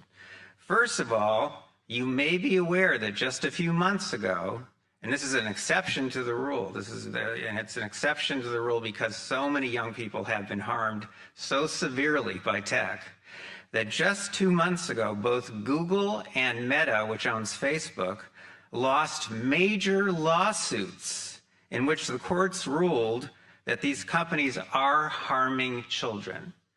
So both companies have appealed, and of course, who knows how that will play out over time, but they lost those lawsuits. The internet, one of the issues that came up in these cases, is addictive.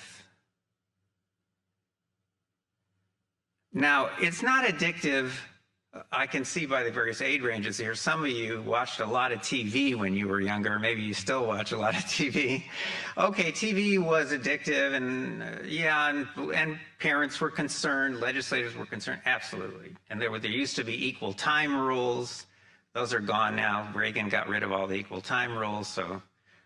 Okay, but this is different. The addiction that's happening now with internet content is completely different. TV was addictive because it was a new form of entertainment, and sometimes it was really entertaining. But the content that our young people are seeing is addictive for a whole different reason. It's because the software engineers, the programmers of these companies are working side by side with behavioral scientists to make these platforms addictive and to make them more addictive and more addictive. They keep making little adjustments to make them more and more addictive. You know, one of the tricks they used was to create the endless page that just scrolls endlessly. How do you escape from that? TikTok is like that. These were inventions of behavioral scientists who are trying to get people to stay there. Why? Because the number one predictor of revenue for these companies is they call it watch time. So we know this in part from documents that leaked about 2 years ago from Facebook.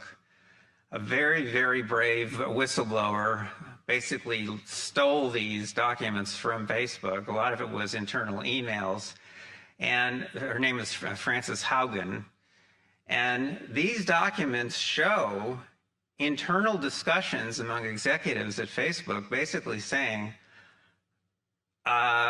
we have to make our content more and more controversial. We have to make our content more and more crazy. Another whistleblower from Google calls this crazy town. That's what they call it at Google. We have to make our content crazier and crazier. Why? Because the crazier the content, the more traffic it draws and the longer the watch times become. So I'm not making this up. This is really the strategy of these companies, and that's where the money is, right? Willie Sutton said, "Why do you rob banks?" What was his answer? Because that's where the money is. And so that's what they're doing. They're businesses. If you were running these businesses and you found that watch time was your number one predictor of revenue, it's your fiduciary responsibility, for goodness sake. You have a responsibility to your stockholders. You have to increase watch time. And that's where addiction comes in. But that's just part of it. Here we go. I'm going to read it so I don't skip anything. Among the harms that have been identified, that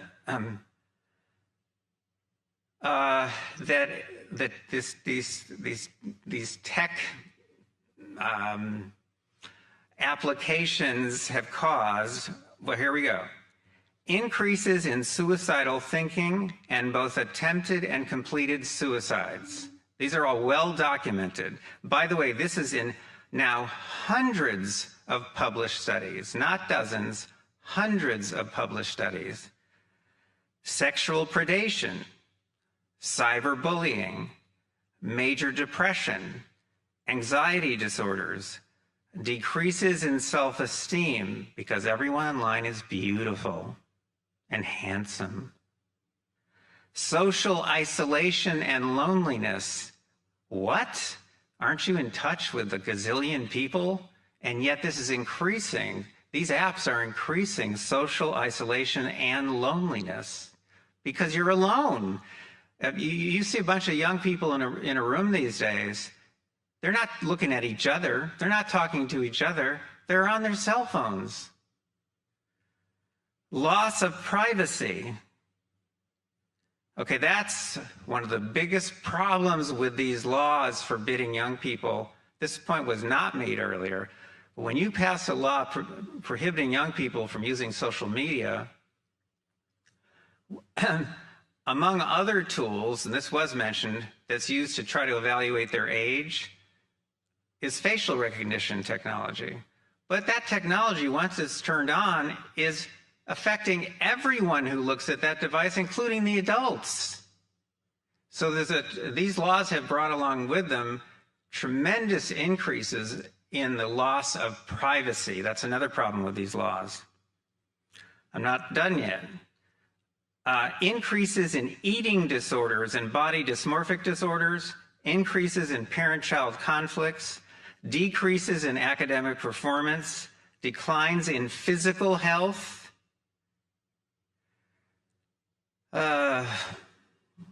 And I just added this on Sunday, knowing I was going to come here. Within the past few weeks, new studies have also shown that high internet usage among children between ages 8 and 12 is associated with earlier experimentation with recreational drugs. If you have my handout, you've got the reference to it and a link. That young people are becoming increasingly dependent on chatbots for emotional support. Yes, they are falling in love with chatbots. That screen time for children might have permanent effects. Again, I've provided you with references for all of these. These are brand new studies. And even that children are harmed, get this one kills me, because their elder siblings and parents are so addicted to their own devices that they pay little attention to young children. Those are all brand new studies. Okay, research area number 2, the invisible, highly aggressive surveillance. Again, I'm going to tell you things that you don't know, have not been mentioned here, and I can document all these things fully. And as I said, the more I've learned about this over the 13 years of my life that I've devoted most of my time to trying to understand these issues. And I've been working with AI, by the way, going back more than 40 years. So, I mean, I'm the guy. I know what's going on. Okay, the surveillance. Oh, we all know that we're surrendering a lot of personal content to people. And we heard something about data points. I'm a coder. I'm a programmer. I don't know what data points are. Do you? But one study, which I think was very well done by a journalist in the UK, concluded after doing a lot of investigation that if you've been using the internet for 20 years, which most of the people in this room probably have been at this point, Google alone has collected the equivalent of, forget data points, more than 3 million pages of information about you. 3 million pages. I find that more meaningful than data points. That's a lot of information. So we know where a lot of it's coming from because we click on, yes, you can track me, all that stuff. But there's a lot you don't know.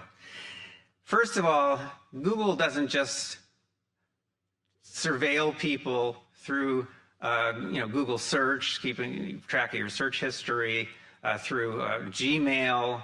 I have a new piece out, brand new piece out in one of Europe's most prestigious magazines. That piece is at thecaseagainstgmail.com. You want to be disturbed about emails? Read thecaseagainstgmail.com. You will never use Gmail again if you read that article. And I'm not even going to do it, but if we did a show of hands here, we all know that 90% of the people in this room use Gmail.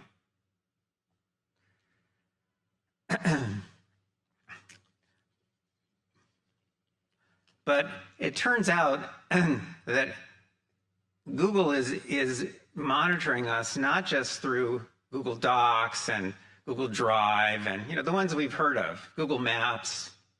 Yeah, they are. That's true. And then I think since 2016 or so, they integrated it all. And now with the AIs, it's all being instantly analyzed and being used to make predictions, of course, but also to build models of us, digital models of us that allow it to make more and more accurate predictions. But they're not just monitoring us through those platforms that we're familiar with.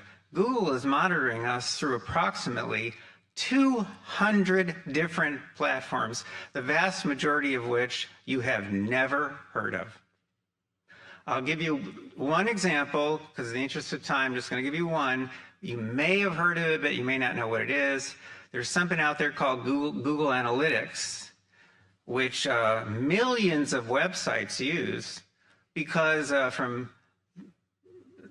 from one perspective or other, it's because it's free, right? Everything Google provides is free. I mean, yes, if you use it, you're losing your freedom, but it's free because you don't have to. So millions of websites are using Google Analytics because that tracks the traffic coming to their websites.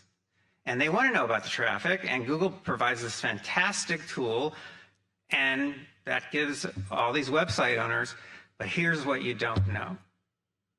Even if you've heard of Google Analytics, here's what you don't know. I'm one of those geeks, like the people who work at Google. That's why I understand so well what they're doing. I'm one of those geeks who actually reads the terms of service and reads the privacy policy, and every time they update it, I read it again. And do you know what these documents say? It's not obvious in the terms of service, and there's only one tiny little link in the terms of service to the actual privacy policy, so very few people are even aware that that's a separate document incorporated into the larger document. Do you know what that actually says? It says that Google, you grant Google the right to track you whenever you're using any Google software, even if you don't know you're using Google software. That means they don't even care whether you click on something giving them permission, because if you're using Google software, you have given them the right to track you, which means that if you go to any website at all that uses Google Analytics, and believe me, every website you can possibly think of uses Google Analytics. If you do a right click on the home page of that website, what's a big supermarket chain in Alabama? Publix. Okay, we don't have that in California, but do a right click on their home page, look up source code, just right click, source code, look through the source code, do a search for the word Google, and you'll see Google. In other words, Google is built into Publix website. It's built into almost every website, which means Google is tracking you on every single website that you use. So the surveillance problem is much bigger than people think it is. It's not just that they're reading your Gmails.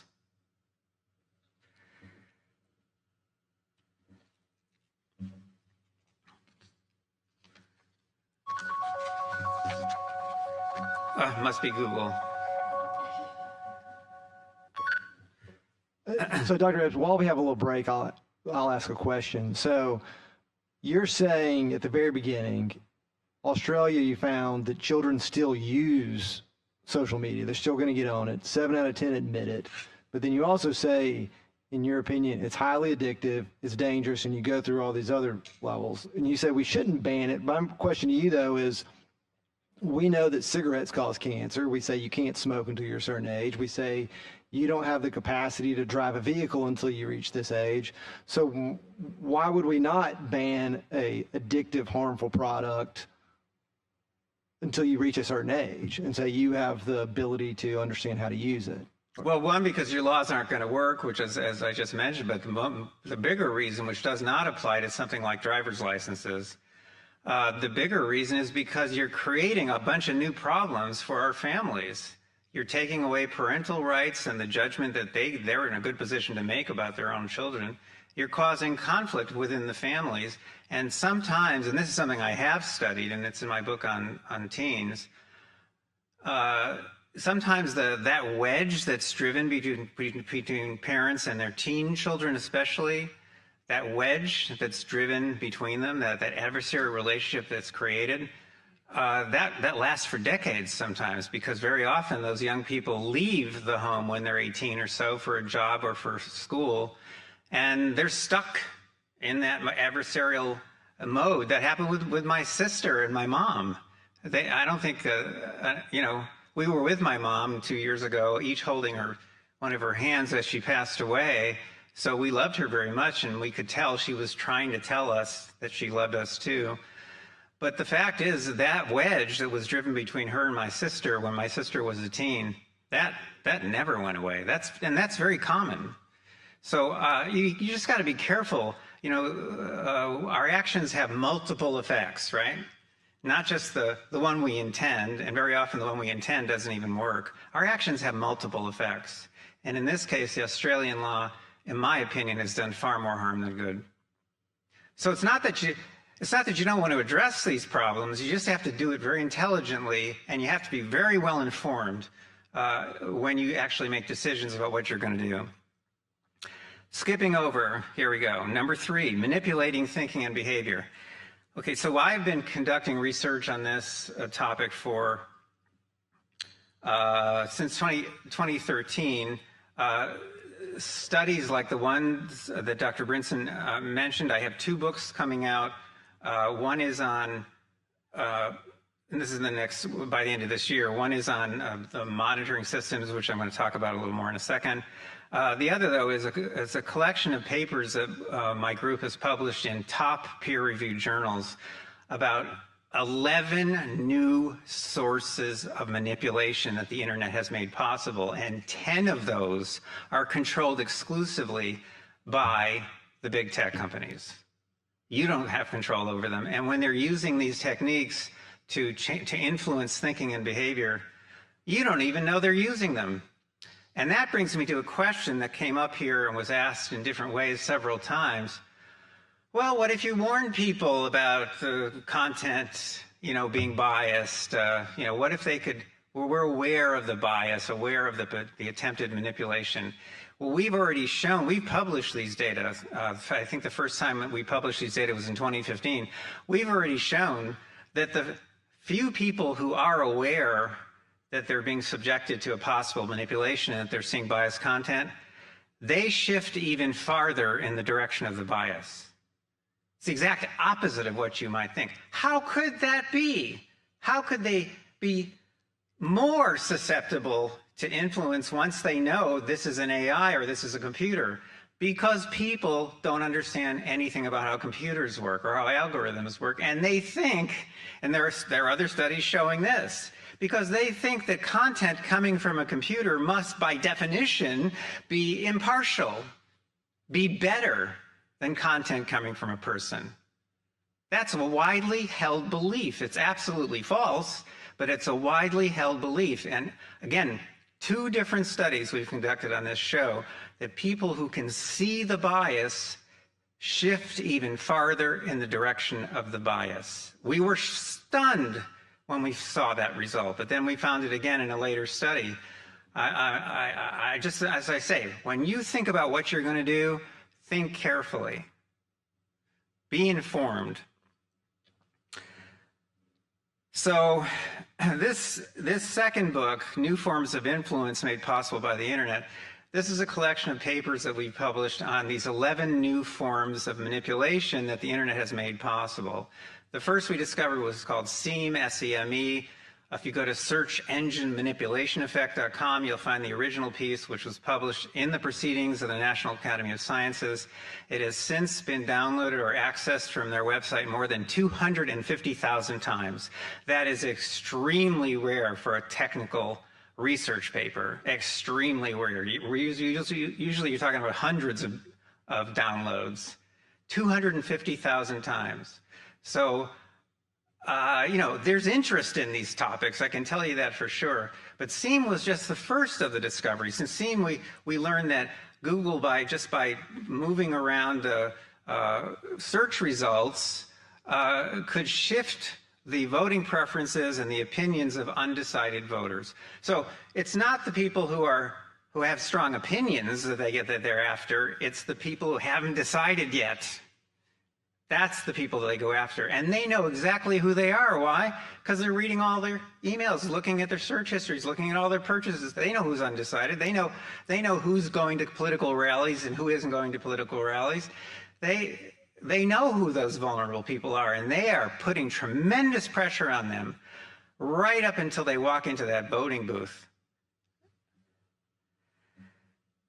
Now, we're now doing research on what we call AIM, AI manipulation effect, and we're looking at the power that AIs have to shift thinking and behavior.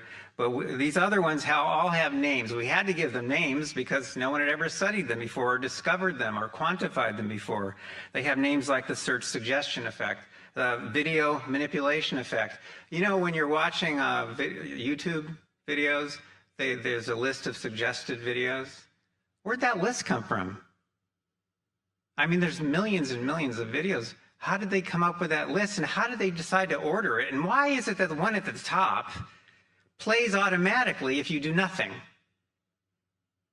And often takes people down rabbit holes because it'll continue to play one thing after another. And there have been documented cases in which mass murderers were trained by sequences, these never-ending sequences of videos on YouTube. And again, remember what's happening behind the scenes. Remember those discussions about, what did I call it? What's the #1 predictor of revenue? Watch time. This is all deliberate on their part. They're doing what's called filtering. They're taking from all the millions of things that they could possibly show you, and they're just showing you just a few. And then they also control the ordering, filtering and ordering. And we've shown in experiment after experiment that that ordering is critical. Whatever you put at the top is taken more seriously than what's farther down. And they know that, and they know exactly what impact it'll have on people who are undecided. And think about it. Okay, let's say you have very strong political views. Your kids don't. Your kids don't. So that's one of the reasons why your kids are so susceptible to these manipulations. But let's just say, let's pretend the kids have strong views and they can't be, easily manipulated. Let's just pretend that. It doesn't matter, because even if you have very strong views, there's something during the day, every day, 2 things, 10 things during the day that you're undecided about. Where to go shopping, where to go out to dinner, where to go on vacation. There's something that you're undecided about every single day. And where do you go to get information? You go online. And they know you're undecided because they can tell by the search terms or the question that you pose. They know you're undecided, and that's when they've got you. And you have no idea what they're doing. We do, because we're collecting the personalized ephemeral content. We're collecting and preserving it and analyzing it. And we are working with AGs around the country and several members of Congress in DC to try to figure out over time how best to use that information. But let me give you just one quick example here of how we used that information on October 31st, 2024. That's 5 days before the presidential election. And for various reasons, which I don't have time to go into, Google was actually backing away from its bias against Donald Trump. But on October 31st, we noticed on Google's homepage, only we can see this because we're the only ones with a nationwide monitoring system, that Google was sending out 50% more go vote reminders to Democrats, my friends, than to Republicans. And I thought, wait a minute, and we've seen this before. And I thought, my God, that's outrageous. That's outrageous, because that can shift millions of votes at the last minute if you're doing something like that, right? Because right now they're doing it. They're doing it now. They're sending out partisan register to vote reminders for the midterms. Then that's going to turn into partisan mail in your ballot reminders. See how it works? And without a monitoring system in place, you don't know what they're doing. And there's certainly no paper trail of whatever they're flashing at you on their homepage. That homepage is seen 500 million times a day in the US. It's very, very, very influential. But on October 31st, that night, we went public with this information, and we notified Google, and we notified some of our contacts in AG's office, Ken Paxton's office, and others. And we notified everyone we could. And guess what happened the next day? They stopped. November 1st, 2nd, 3rd, 4th, and 5th, they sent out an equal number of go vote reminders to Democrats and Republicans.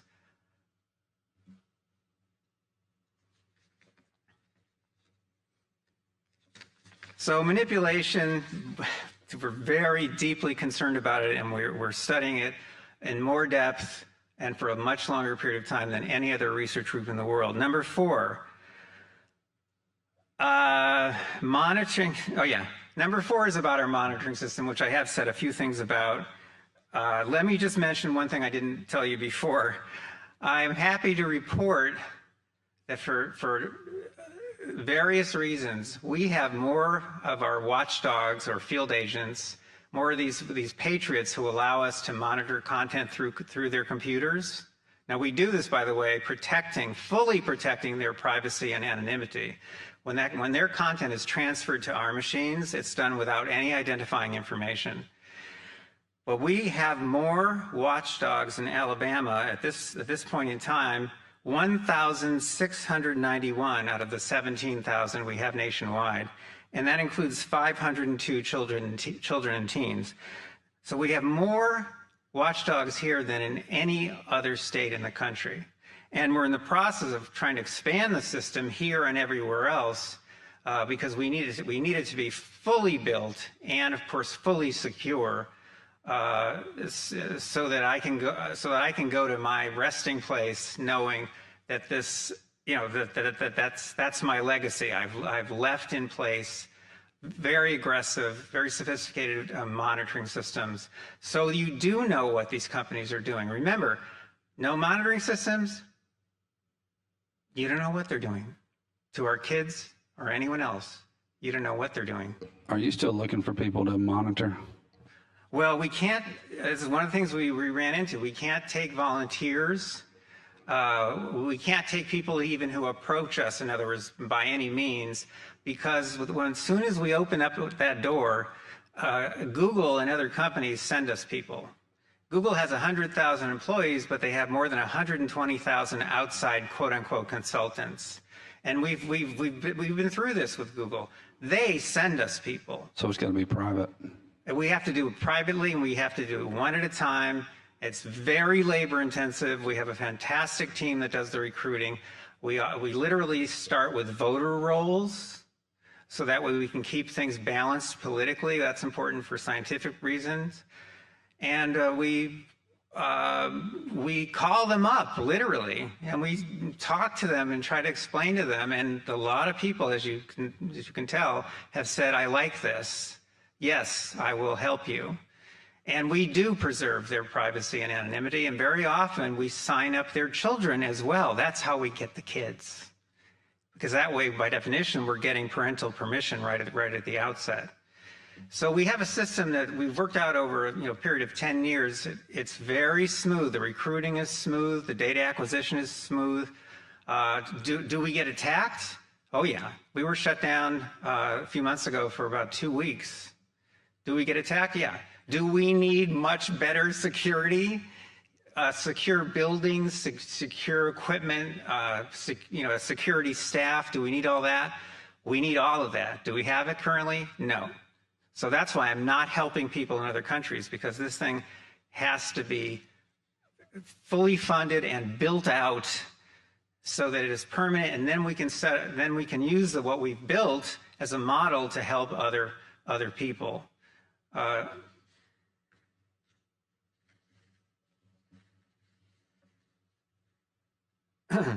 So that's good news for Alabama. And anyway, we have very good coverage in Alabama, the best out of any of the other states.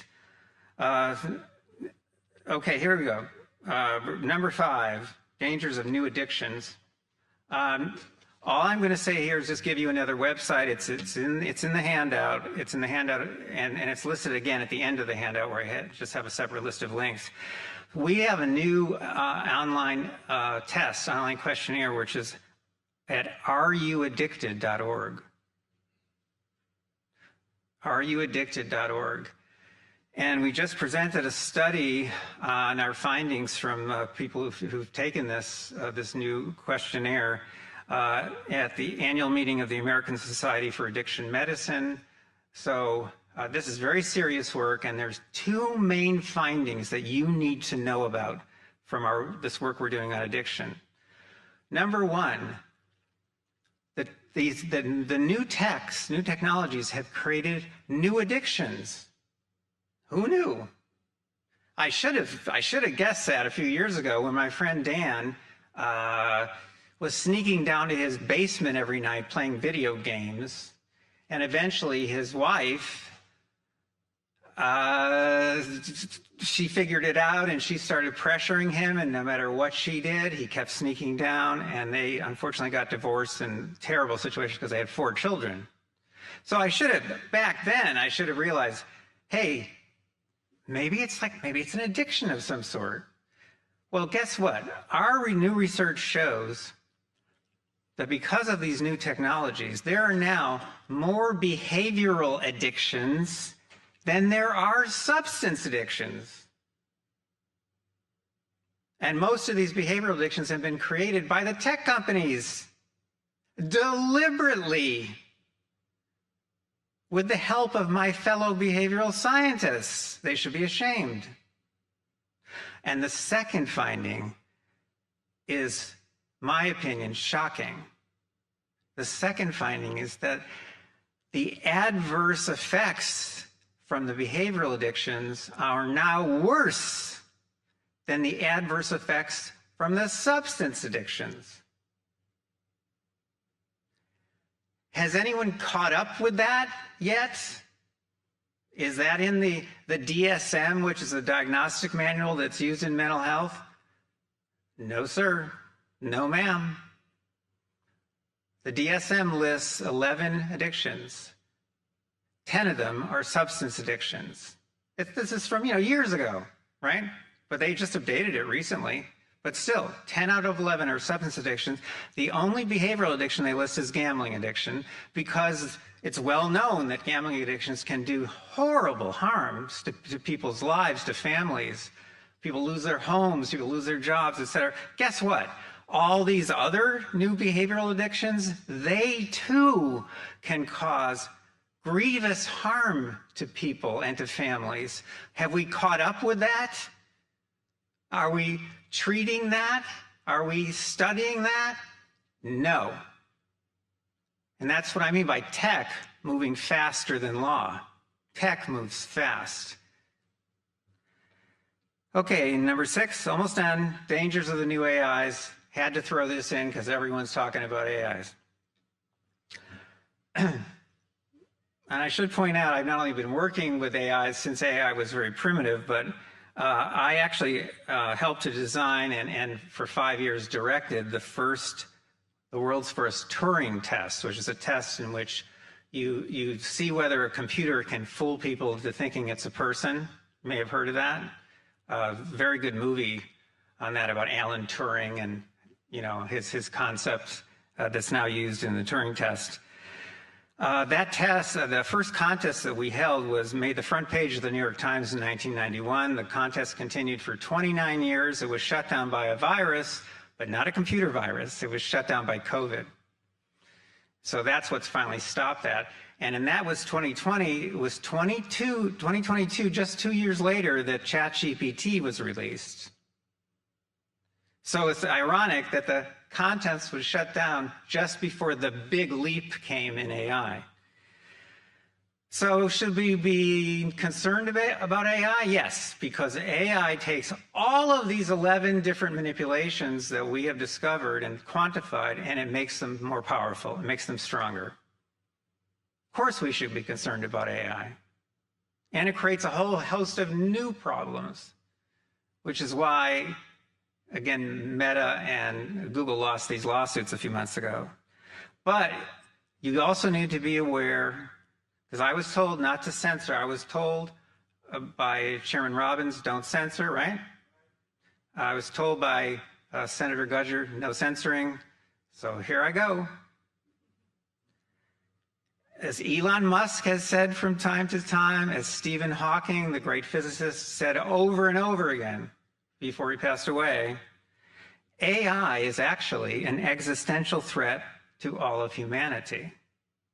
We keep focusing on all the little things it does, like causing suicides.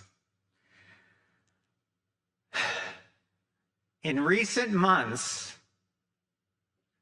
top software engineers at the biggest AI companies, that's Anthropic, that's Google, that's Elon's own company which is called xAI, have quit these companies. Why? Because of their failure to build safeguards into the AIs to protect us from them. Anthropic was set up specifically with protection in mind,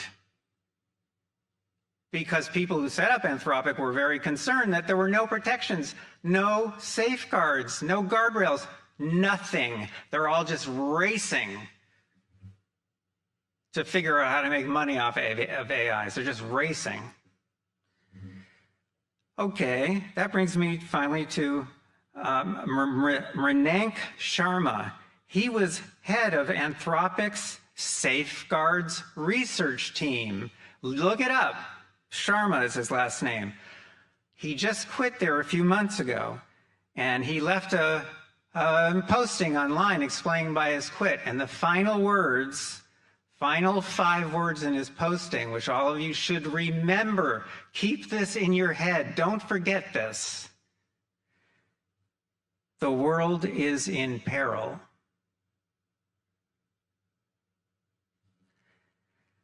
And finally, some good news, and this brings me right back to Alabama. Number 7, measuring and teaching 11 competencies that young people need to use technologies safely and privately. This is a moving target. That's true. So you have to keep improving it. You have to keep, updating it.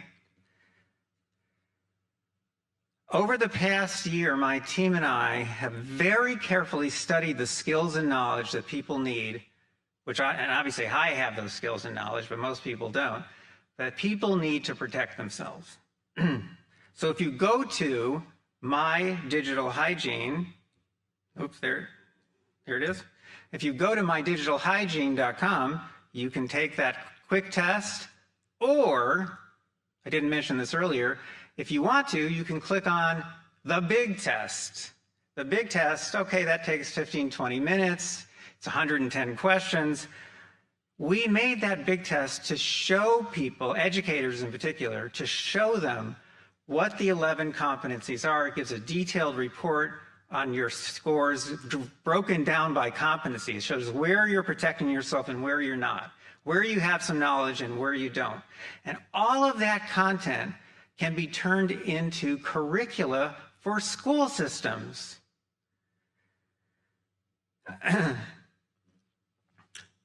The unabridged test, among other things, makes people aware of 6 things. I'm just going to read them so I don't get them wrong. The motives behind the tech companies that are sending them content. How the personal data they are supplying to these companies are being used. How they, the user, can use the new technologies without surrendering personal data. Why the answers that are being given by personal assistants and AIs cannot be trusted. A dear friend of mine who's one of the top AI researchers in the country, he's at Rensselaer Polytechnic Institute, he told me a couple weeks ago in an email, you can get an AI to say anything. You must not trust the content you're getting from personal assistants and AIs. And by the way, footnote, remember Siri? Some of you here use Apple devices, so you sure as heck know Siri. Remember Siri? Everyone's favorite personal assistant. Well, later this year, Google's AI, which is called Gemini, is going to be the engine that runs Siri. So everything Siri does, all the surveillance, all the manipulation, is all going to be controlled by Google. This deal between Google and Apple will extend Google's power to an additional 2.5 billion Apple devices. It's not only about the spread of AI and its power, it's about the spread of Google and its power. Number 6, the numerous ways in which young people, everyone who takes the test, are being surveilled. And finally, number 7, how the personal data that people are giving up can be used to manipulate them. All of that can be put into a curriculum so that young people are growing up aware. Does that mean they'll stop using all this stuff? Some will, I have. But they'll start to use the new technologies differently. That's what I do. I don't stay offline. I use it, I'm using the internet all day, but I use it in special ways so I am protected. And by the way, so that they don't know who I am. Let me conclude. I would be happy to help any legislators or regulators in Alabama to pass whatever you need to pass so that you can say to your constituency, look what we have done. But please, whatever you do, make sure you're fully informed. Make sure you don't end up doing more harm than good. The real protections here, bottom line, will come from monitoring, aggressive nationwide monitoring that's done by preserving people's anonymity, don't forget. And secondly, education. Think of it as education versus evil. Think of it as good tech versus bad tech. And education is in your hands. You can help structure the way education is delivered in the state of Alabama. And in my opinion, Alabama can lead this nation in taking these important steps, and I will help you in any way I can. And I thank you very much for your patience and your attention today. Thank you so much. Thank you very much, Dr. E. I do have a question, and I'm going to go back to the point on where you said drives a wedge between families and whether to have outright bans. I'm going to pose this as a question to you, but we as a state have a duty to educate children, and we provide them with Chromebooks. We provide them with technology in the classroom. So, are you serious? So right. So we as a state, you know that's Google, right? Right. So I'm going to ask you a question here. So we as a state that we buy, we provide. So what kind of in that position we can, in my mind, there is no issue there on saying we own this. We should set a ban on usage, screen time, what devices can and cannot be used, and what can and cannot be collected. I mean, do you have an issue with that? Because we own the material. Well, you certainly should not be using Chromebooks. That you have total control over. The fact that you're putting a surveillance device in the homes of all these young people, it's wrong. It's dead wrong. You should not be doing that. One step further than that, could we monitor those computers by sending those Chromebooks home if the parents gave consent? Would that be something, even though it's a Chromebook? Is that something that we could make do if we're the ones providing those? If you had the kind of technology that we've developed, you could, in theory, preserving people's privacy and anonymity, you could, in theory, be looking at the content that's being sent to them on their Chromebooks. You could, in theory. Now, this is not easy, though.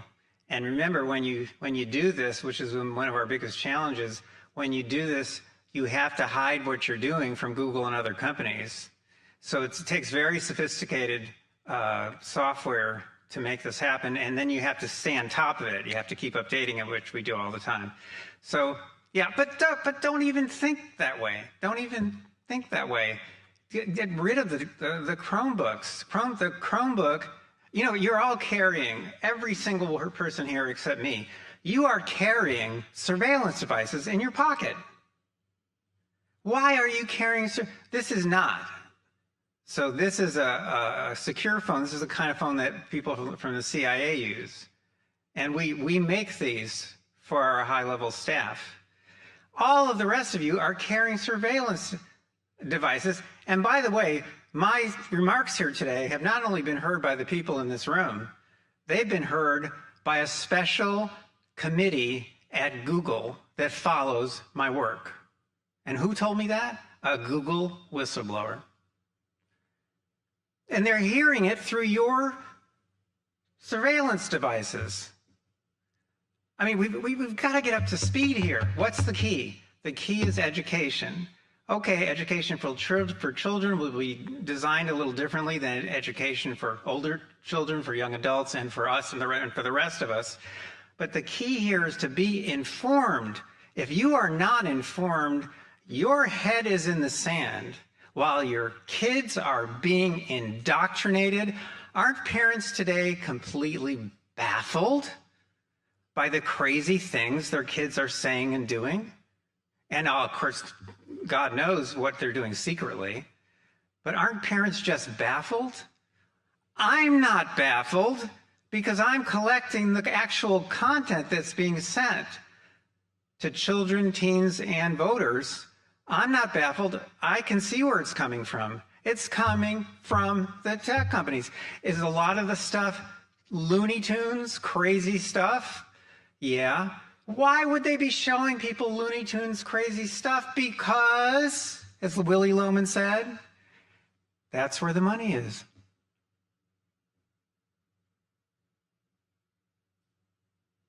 That's good. That's good. But all of you for a moment there were so quiet. That's what I was hoping for. I was hoping to just get right into your heads. Because I have had this terrible experience happen to me again and again and again. I spoke in Ohio to a group of 1,000 Tea Party members. Half of them were openly carrying guns, by the way. I was a little scared, being an easy target, obviously, up there on stage. Welcome to Alabama.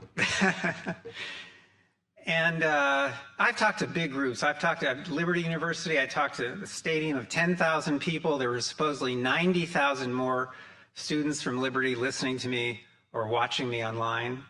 I've talked to all kinds of people, and you know what? I can scare people.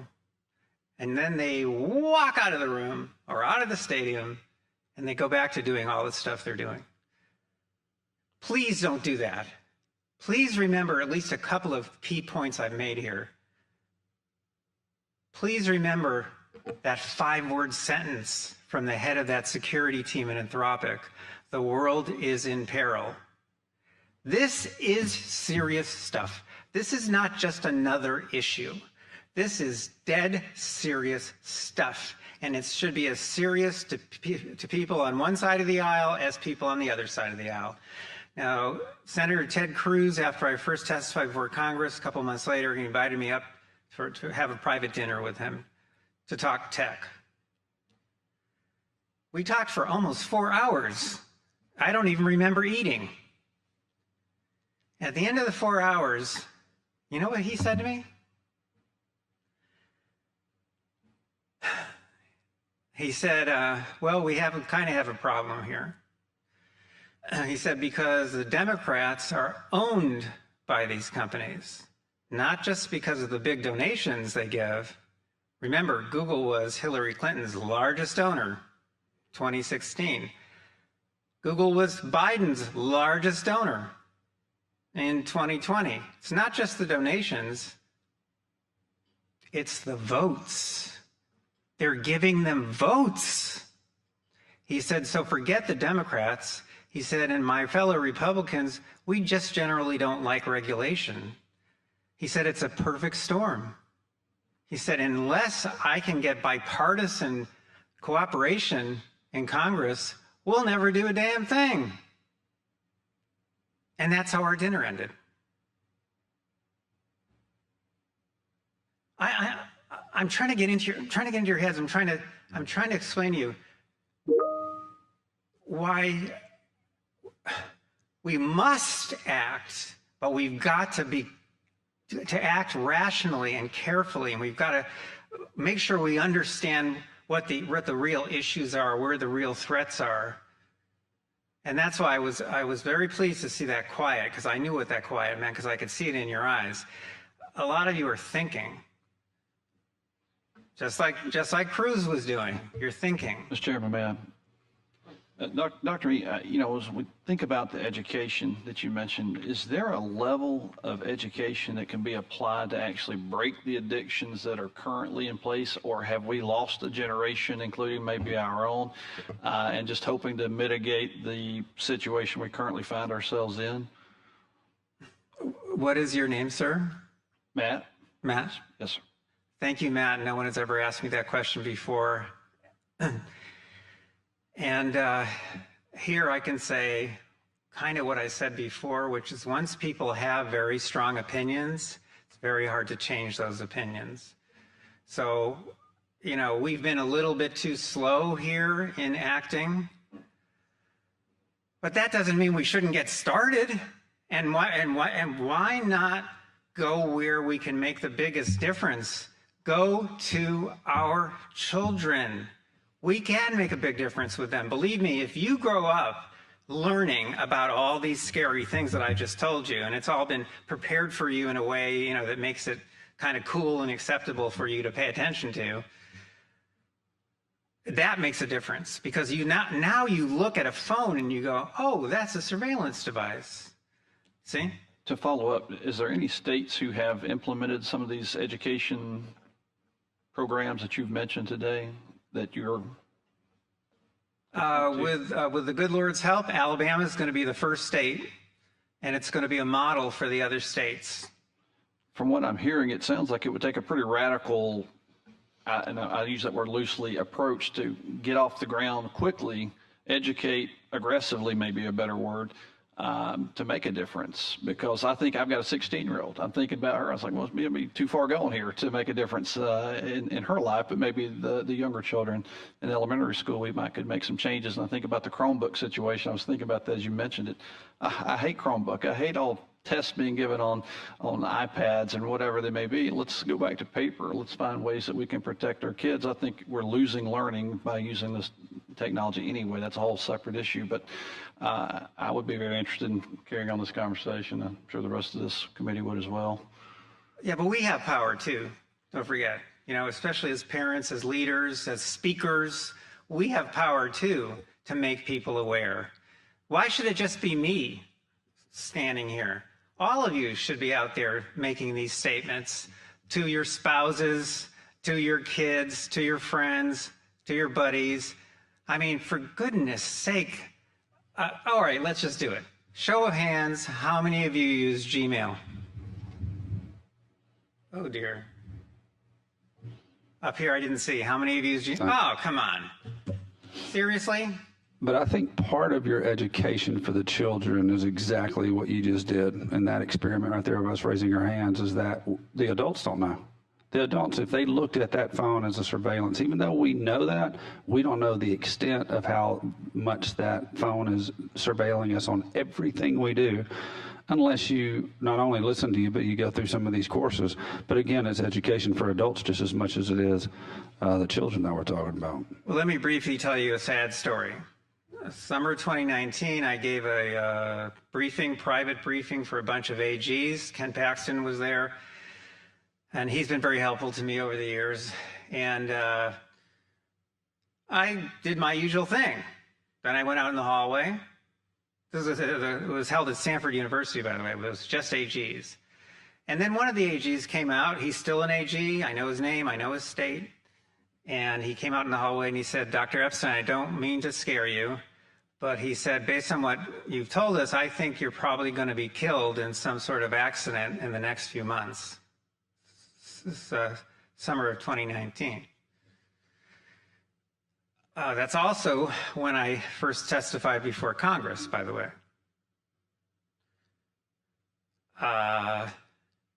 Obviously, though, I wasn't killed, but my wife was. A few months later, in a very suspicious car accident, her vehicle disappeared from the impound lot, was never examined forensically, supposedly was shipped off to Mexico. And I have positively not recovered from that at all.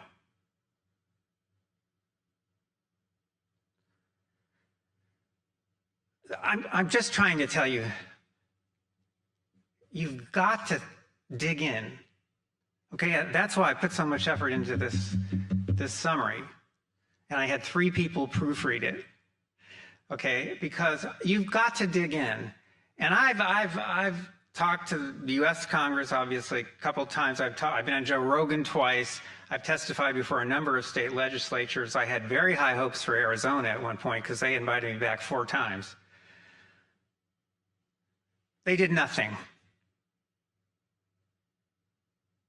They left the chamber and went back to their usual lives. Please do not do that. Anything we move going forward, Mr. Chairman, do you mind? No.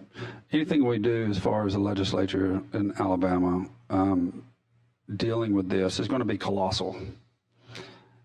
But it's like everyone, the old saying or the old adage, you know, to eat an elephant, you have to start one bite at a time. We're going to have to take baby steps instead of going all in, and because there's so much that goes into not only our budgets but the work of the past, that we still have to educate the people that are not only in the legislature but the associations and everybody that helps us to get to where we are currently. But this is a colossal task. I think the severity of what you're saying has been recognized today, and I'm thankful that you're here. And I'm thankful that you brought this information to us so we can dig into it. I'm going to go home and take these other tests. But we're going to bring you back at some point, and then we're going to have a game plan and a schedule of what we do and how we do it. But we're going to have to dig into this that makes sense and prioritize how the legislature moves forward anyway, and get buy-in as we go forward. So again, I just want to say thank you for being here. I know you traveled a long way and flight was delayed a little bit last night, so we hopefully got a little bit of sleep anyway, but we're thankful that you're here. And Mr. Chairman, I want to say thank you for bringing all of the speakers today. Well, thank you. And I want to thank you again, Dr. E, and everybody for being a part of this, because we've had very good questions, very good analysis, and what, as Pro Tem Gudger said, we are taking on a colossal task here. I mean, because it's a very broad topic, going from data to chatbots. I mean, we're all over the map here, but trying to synthesize, as he said, what bites the elephant we want to take. And we're not going to be Arizona. We're not going to just walk away. No offense to what happened in Arizona or anything, but I think Alabama, we're ready, and we want to make a difference. Please don't do that, because I had such high hopes for Arizona, because, you know, they had some problems there with counting votes and all that. So I had really high hopes, and they had contacted me, by the way, and especially one guy in particular. You know, he had really high hopes. He was not in government, but so he personally had it was nothing he could do personally. But I'm telling you, we all get just dragged back into our personal lives, which are very busy, and we've got a million things juggling, and we've got problems, and we've got this, and we got that. Please don't do that. I'm telling you, this is deadly serious stuff. And, you know, I'm worried if we don't educate young people, the younger the better, if we don't start getting that message out to them, get the knowledge. If we don't do that, what direction is this country going to be heading in? I can tell you this. Some of these executives at these tech companies, they have very particular ideas in mind about what should happen to this country and other countries too. We know this in part from a leaked video from Google. It has a strange name. It's called The Selfish Ledger, 8-minute video. If you look up my name and look up The Selfish Ledger online, you actually get to my transcript of it and a link where you can watch this video. And you know what this video says? It's about the company's power to re-engineer humanity. They call it resequencing human behavior. And it specifically says, according to Google's values. Put that in quotes. That's right from the video, according to Google's values. This is very serious. This, you just don't walk away and forget about what I've said. Just hold on to, you know, Google's values. Hold on to re-engineer humanity. Hold on to the world is in peril. Hold on to something. check out some of these links. Spend a little time, dig in. Now, those of you who managed to stay for my talk, and those of you who came in behind me here, thank you all immensely. And we don't need to have every seat filled here. We just need some of the people here to be deeply committed. That's all we need. You know this. You know this from the Bible. You know this, that one person can change the world. Now, I have figured out, unfortunately, that I'm not enough. I'm not enough. Okay, so I'm speaking out as best I can. I'm publishing as much as I can. But mainstream media has cut me off. After that, I testified before Congress, and then President Trump tweeted about some of my work. And then I got attacked by Hillary Clinton, who said that my work has been debunked. It's never been debunked. I still publish constantly in top journals. It's never been debunked by anybody. I got cut off from mainstream media. So I can't do this. I cannot do this alone. So please, please help me for the sake of our society, for the sake of your families, for the sake of your children, and for the sake of our future.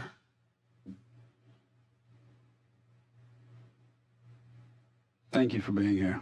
We appreciate you. Yeah, I was going to say thank you again. And one person can make a difference, and then all you have to do is get more people on your side, and you've got more people on your side. So you are making a difference, and just thank you for the work that you do. But with that, we're done for today. I want to tell everyone I went ahead and just unilaterally scheduled the next meeting for next month because I was talking, I have a speaker I want to bring from the Knight Georgetown Institute, and they're going to talk about algorithms and what actually an algorithm is and how it works. So we've talked about data, and then how's that data used with algorithms. So if anyone has any other speakers, please send me some names. I've also reached out to someone else from the University of Georgia to come present to us, but I haven't heard back from them. So we'll have at least 3 presenters again next month. But thank y'all. Oh, go ahead. I just wanted to take a moment for personal privilege. We have a student with us from the Alabama Expanded Learning Alliance who's been career shadowing us for 2 weeks. And so her name is Michaela Holland, if you want to wave. And we are so excited that she's been with us. Thank you. Thank you so much for joining us. And I'll double check the date, but I just said July. So July 22nd, I think, is when it's scheduled. But I'll email Alicia, and she'll email everybody out and email that out. But I just want to thank everybody. This was a long meeting, and we worked kind of through lunch. So just thank y'all for your patience, and look forward to seeing you again in our next meeting. With that, we're adjourned.